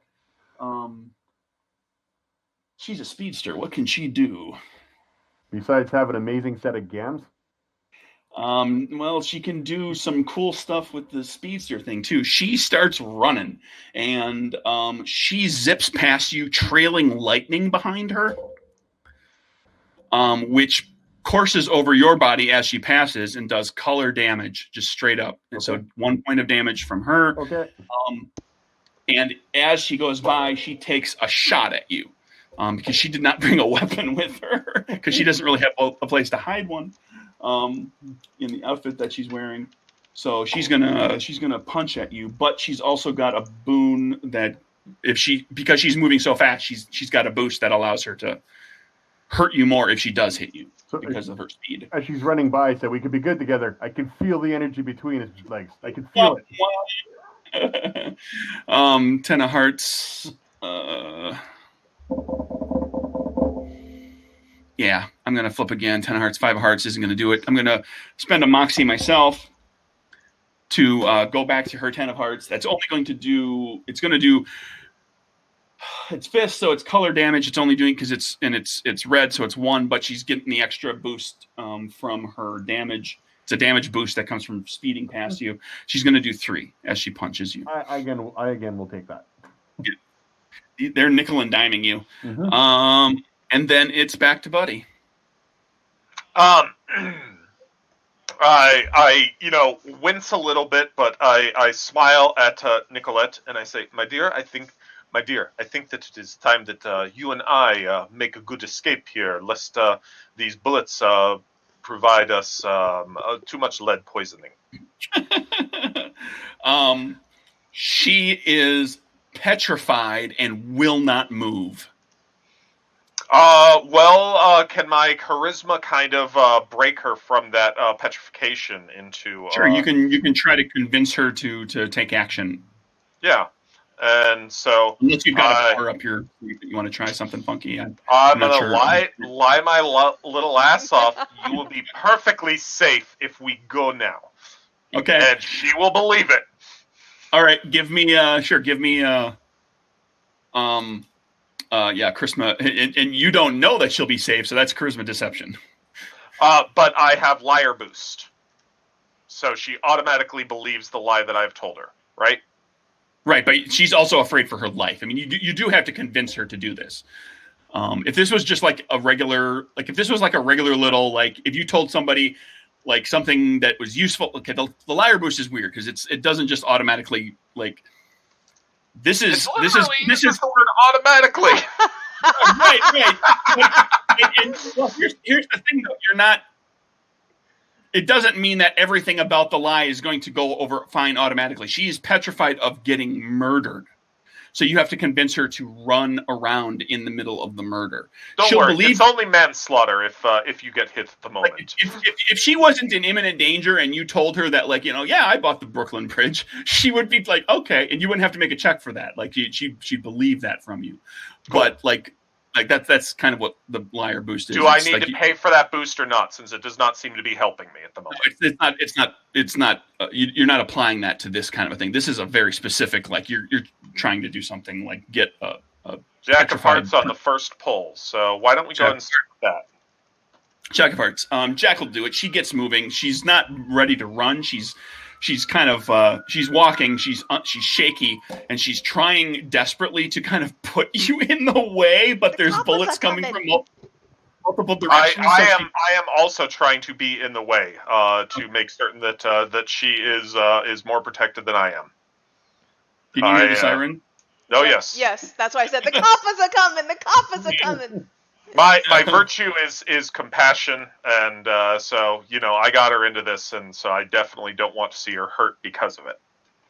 Okay, and you get her moving. Abe, you've got fire guy that's throwing fire at you, and you've got Darby that is slinging.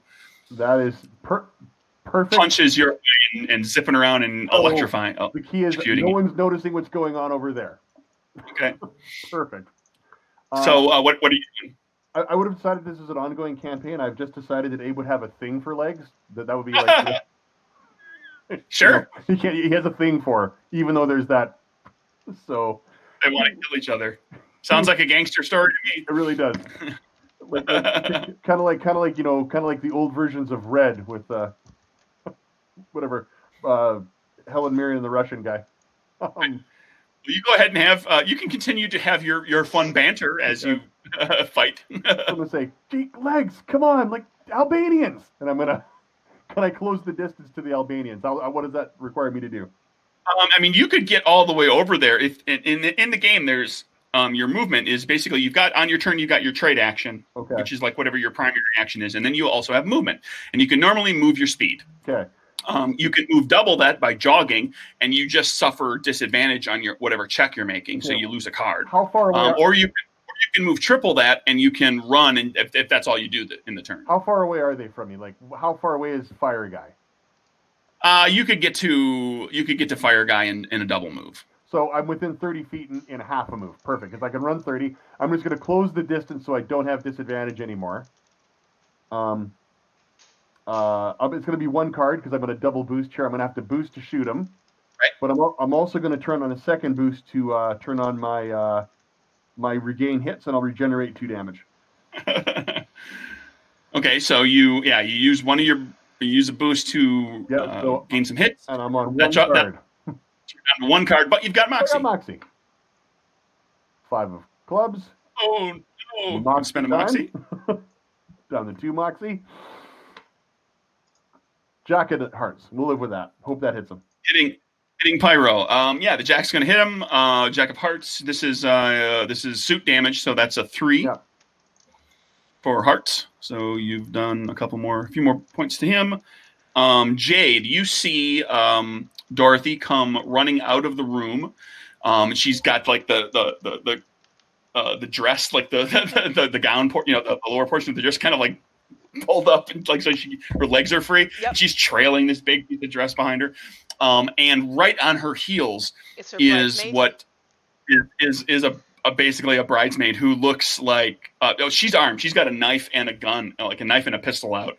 And so you're not at this point 100% sure if that's like a friend of hers or if that was somebody that Mazaria, Okay. or maybe it's somebody that Francine, is good with. Like it's actually a friend of hers, or like because we never really found out who the other people at the table were. So, Dot, who is she? Once they get into the bathroom, Dot, who is she?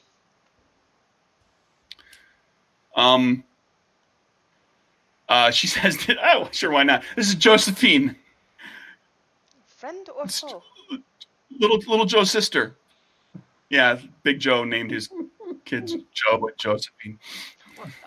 I've known parents that do that kind of thing. Yeah. Yeah, she's a Mazaria. Okay. Well, let us hide. Little Josephine. We're hiding in the stalls. And so I'm going to go through the same thing, get Josephine to hide in the stall with her feet up. I'm going to make a show of putting the bride in one of the stalls first, and then I'm going to help the little Josephine, and then I'm going to go and and get her in the stall, and then I'm going to sneak the bride out the window with me after that. Okay. You go to get her. You kind of get Dorothy safe, and then you go to you turn to Josephine, and she's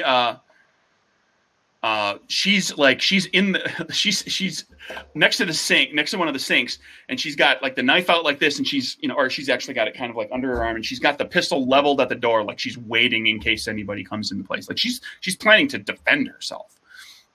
Okay.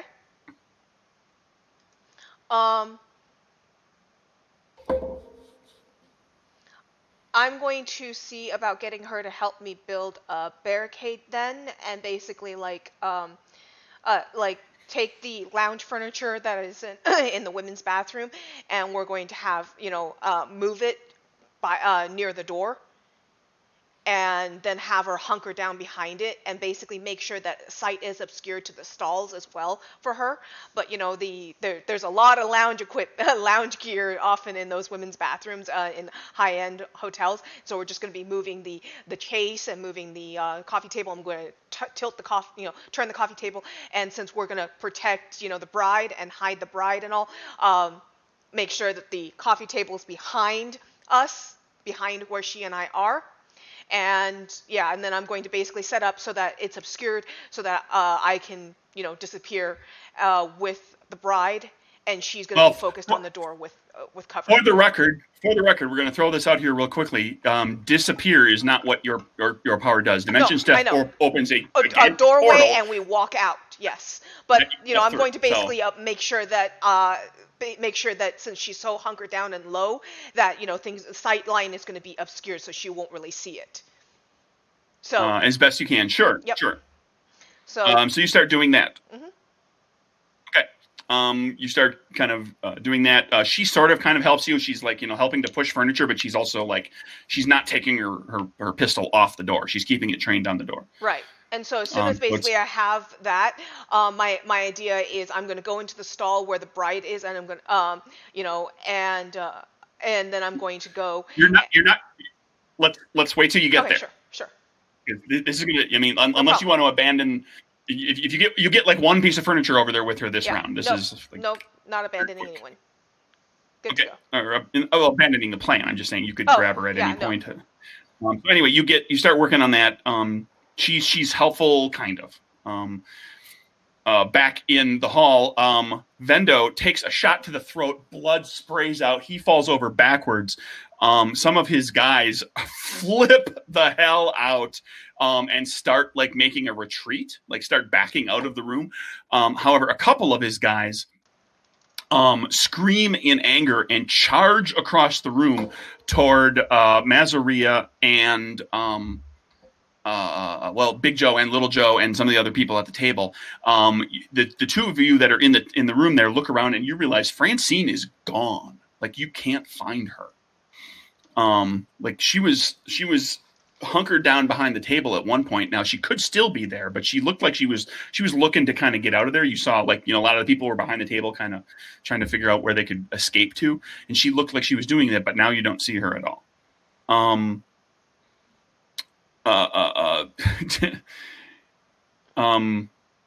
Buddy, you were, sorry, remind me, Buddy, you were... We were just. I was trying to get Nicolette to safety, basically. Oh, right. Get her out of this because my primary mission has been accomplished at my end. I'm certain there's more troubleshooting now. I need to really worry about the person that I'm with. Okay, and then Abe, of course, is going to take some shots. Queen of Hearts, Lucky Luciano. Carla Luciano, not Charles. And that's the fire toss again from this guy who has taken some sort of offense with you. And Hearts is that's going to be 3 fire damage. Jill is still trying to collect on her bounty, apparently. And she runs past 1 damage. Man, I blew a King of Hearts on a freaking 1 damage electric boost thing that she does. And then also as she runs by, she attempts to punch as well again. And that's King of Clubs. I'm going to flip one more time. 2 of Clubs. I can Moxie. Well, I'll Moxie for another card. 7 of Diamonds, and that's going to miss you. So, for your, do your individual characters have Moxie? Is there a pool of Moxie the GM has? The standard rule is that the individual major characters have Moxie of their own. There's an optional rule in the game where you can do a pool, where you could just like get a pool rather than having to keep track for every character. Which depending on how big and complicated your combat is, might be easier for the like GM, a whole wedding shooting at each other. I like that the individual capers have their own Moxie. It makes them feel more dangerous, which I like. So that's everybody shooting at Abe. Continued gunplay. I'm going to say, because you guys are hanging around in there still a little bit, I'm going to have 2 basic pot shots just of gunplay in general at the 2 of you. For Buddy, that's a 4 of Hearts. That's not going to do anything. Flipping again, that's a Jack of Spades. That's going to do, that's like pistol. We'll call it, that's 7 for a spades. Okay, so I'm still in the room. I have not gotten out. Yeah, you haven't gotten out completely yet. All right, well, I'm going to have to pay a Moxie to draw, or... I'll be at 2. Whee! I'll go to 2. That's fine. And then for Abe, we've got a 6 of Spades, not going to do anything. 4 of Spades, not going to do 1 more card. Ace of Diamonds, that's going to be a whole 2. Or no, it's an ace, so it's a boon, so that's 4. 4? As you get shot by a stray pistol bullet as well. I will burn a Moxie and boost. So what does a red do? 1? Gets you 2. Prevents 2. So none. I take none then because I'm boosting to make it 4. Right. You get a +2 to your to that flip because of your boost. Yeah. So you negate that, shrug that off entirely. Buddy's turn, and you are able at this point. Like if you keep running, you can get out of the room completely at this point now. Even she's Nicolette's moving, but she's hardly bolting full bore. So, but you can get her out. Yeah, that's I'm staying with that concern as well as for me at the moment. Being in 2 doesn't make me feel especially good. Side door, out you go. Anything else up your sleeve that you're going to try? I mean, that's basically just movement. Did you have anything you wanted to act on? Has Toto not done anything? I Oh, saw him. as you were making your way out, you saw him slinking along a wall, and I neglected to mention him on the last time everybody else went. He was taking shots at Mazaria, but like Mazaria is getting hit and nothing's happening. Okay. Like it's supernaturally like nothing. I want to basically get her to somewhere safe, and then I want to swing around to that bathroom to basically confirm that we are good or not. Okay, Abe, your two compatriots are out of the firefight zone. What are you up to? Okay. So I know they're safe. Well, you know they're not in the room where the gunplay, Okay. where this gunplay is going on. I could probably hang in there for at least one more round if he needs to. It's up to you. I mean, just. Well, no, it's in character form. I mean, your two compatriots are out, and the bride is out. So, bullets and what Legs is punching with are considered physical attacks, right? Yes. So he will close the distance to fire guy. I'm going to use 2 boosts. I'm going to heal. Again, go back up to 10. Sure. And then I will turn on my one for my, or I will do organ shift. So 1 physical attack misses. Okay, so basically you've got like, this is like one of those things that are effectively a reaction. Like he sets up for it now, and any time over the course of the until his next turn, if he gets hit by a physical attack, his organs move out of the way and they don't get hit. So that's 2 boosts. So I'm not going to use any other things to boost because I don't put out my bone claws or my thing. I'm just going to cold cock Fireboy. Just punch him. Okay. Punch him. So I got 1 card. Okay. Exciting. It is the King of Diamonds. We'll go with that. The King of Diamonds, and you don't have any special super strength or anything, so your fists are doing color damage. Yeah. So that does 1. In a longer running campaign, I might have not taken bone and organ shifting. I might have gone for the street strength, and then at next caper level, gone for super strength and super resilient. but we're going for the bone stuff. That's Abe. Jade. Okay, so back in the ladies' room. Yep. Flip over the coffee table that's often in there. Flip over the coffee table, put it behind us, obscuring the position between her and the stalls. Not that she's focusing anywhere but the door, but and basically I'm going to make Busy look like I'm basically working, that back area, and I'm going to just slip out at this point. Okay, you've done your best to kind of barricade. You've gotten her, she's still focused. Mm-hmm. Josephine is still focused on the door. She's helped you a little bit with that, and you go to Dorothy. Yeah, I go to Dorothy in the stall. Into the Dorothy stall. You can grab her. Okay. To prevent, so the window's already open, so I'm going to peek over the stall and look out the window at this point, and find a target point, and I'm going to open the doorway inside this stall for us. That way, we can't be seen. Right, and I mean you can do that, and you can, and then just stepping through it is just a matter of like you literally take a step, and she walks, she steps with you, and I do have the chaperone. And you've got chaperone boost. You've got 30 feet or so. You're on the 3rd floor, so you're within a short enough range to be able to just kind of go nearly straight down to the street. And you are outside of the building. Okay. Get her in the truck. Dorothy. Okay. Well, you've got to start. You got to get rolling over there. Yep. So back in the back in the I thought we had the truck parked where you could literally teleport in, because that's the reason we had the roof that we wanted to have cut open a little bit so that you could see right into the truck. Okay, sure, you can cool. You can do that, but she still needs to get out of there and get to the driver's seat. Mm-hmm. That's cool. But she's out of the building. I'll pay a moxie that Brian's in the driver's seat. Sure. We flash back to Brian is you pay a moxie flashback to convincing Brian to help with basically the heist of his girlfriend. Yep. And he's like, I don't know, guys. All you need to do is you sit in this truck. You wait for us. At some point, you will hear a knock from the back. then you drive to this address. It is simple. You'll Flash be her forward. hero. So that's our flashback. Flash forward to Brian sitting in the truck, just kind of like passing the time, waiting, like he's reading a newspaper, and all of a sudden gunplay, and he just he totally panics. Flash forward again to the moment that you guys arrive in the back of the truck, knock on the table on the wall, and he goes to start the truck. Okay. And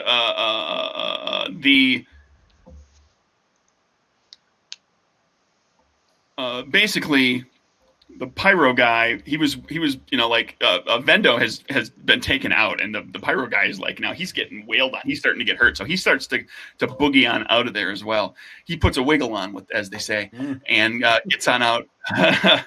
And some of the other shooters start to dissipate and get out of there, particularly the Armenians. They're getting out of Dodge. The Jill is still in there causing problems, and that's a Queen of Diamonds. That's 1 point of electrical as she runs past you and she punches you. 7 of Spades is not going to do anything good. 5 of Spades is not going to do anything good. 6 of Diamonds isn't going to cut it. So she swings and misses. Gunplay. Basically, the big, most of you are out of there. So we go to Buddy. With Nicolette. Now Nicolette at this point now kind of out of the kill zone, as it were. She loosens up quite a bit more, and she's like, she kicks her heels off, she kicks her shoes off, and she's ready to just run at this point. By all means, let's make certain that she is safe, and just us getting out of there, and me being the suave, compassionate kind of guy, I'm like, well, wasn't that exciting? And I'm going to just kind of grab her in an embrace and give her a passionate kiss as we feel that adrenaline going. Okay.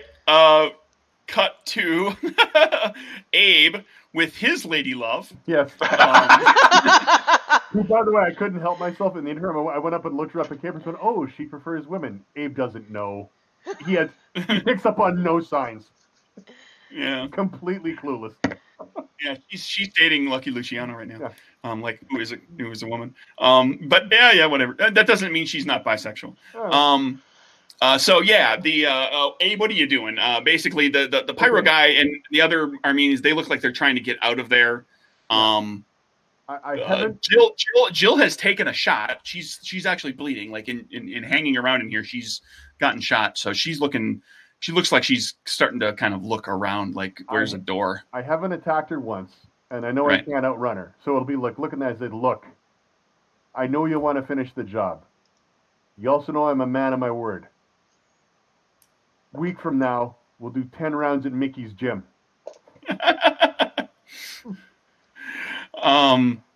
She like bolts and disappears. Okay, I'm going the other way. Oh, what am I? Okay, so I don't have to come later, but I'll head out through the kitchen or something. Whatever. Right. You run out the door. Keep it simple. Yeah. At this point, everybody's kind of out of the real deadly area. We drop out of rounds. We'll take it back to narrative storytelling. You get away with Dorothy. Yay! I mean, if for no other reason, then you teleported out of the place into a vehicle that was ready to go. Yep. So there wasn't really going to be like a lot of security to get through or anything outside of the building. The other 2 of you have to kind of slowly make your way out of the building, find like service exit or something like that, because like there's a huge crowd of people that have gone out the front. Like there's a cop car nearby that was just patrolling, has showed up and is trying to contain the chaos that's happening outside of in the front of the building, waiting for backup to go in and start, seeing if there's people that are still, firing guns, and who's dead and who's shooting and what's going on. Yes.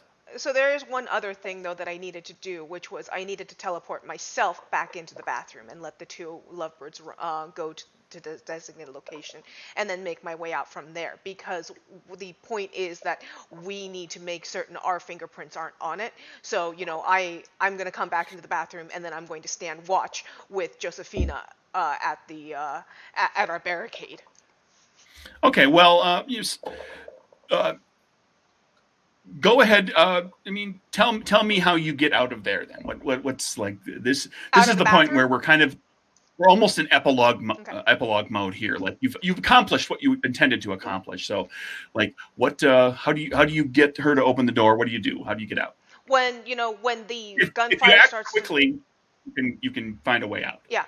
Well, so when the gunfire starts to, when we start hearing the gunfire kind of slow down a little bit or start to get a little more muffled, I'm going to say, cover me, cover me, and then I'm going to open the door and I'm going to look out and basically see that there are people rushing out, and I wave her, and then I go and get the old lady out of the stall, and then and we start hauling and just basically get everyone out of the bathroom and get mixed up in that big rush of the crowd so that she will lose the bride.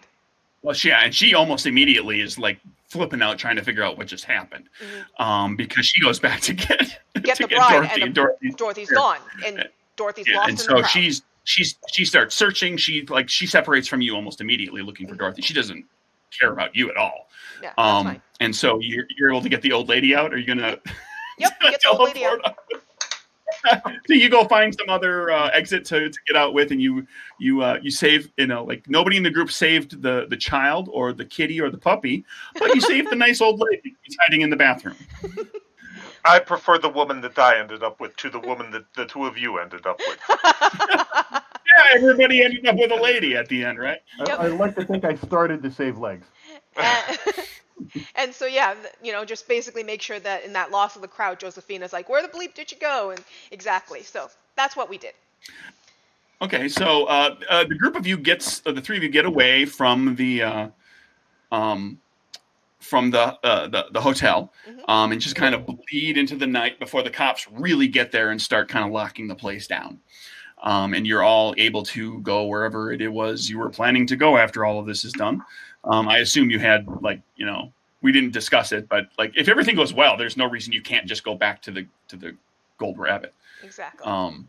We're gonna go back to the Gold Rabbit because there should be no fingerprints on us, so we're good. The three of you get back to the Gold Rabbit, and kind of like you've got other employees that were kind of running the place while you're going, and it's much like you expected it to be. It's still a little slow. It's like you're just picking up because there's still like some of the locals are still kind of like, well, the cops were just here. And you walk in, you go to the office, or sit down at the bar, or what do you? Office is where I'm going. You slump into the office chairs, the three of you, and you see that there's a paper bag sitting on the desk in your office that was not there when you left. Cool. We got paid.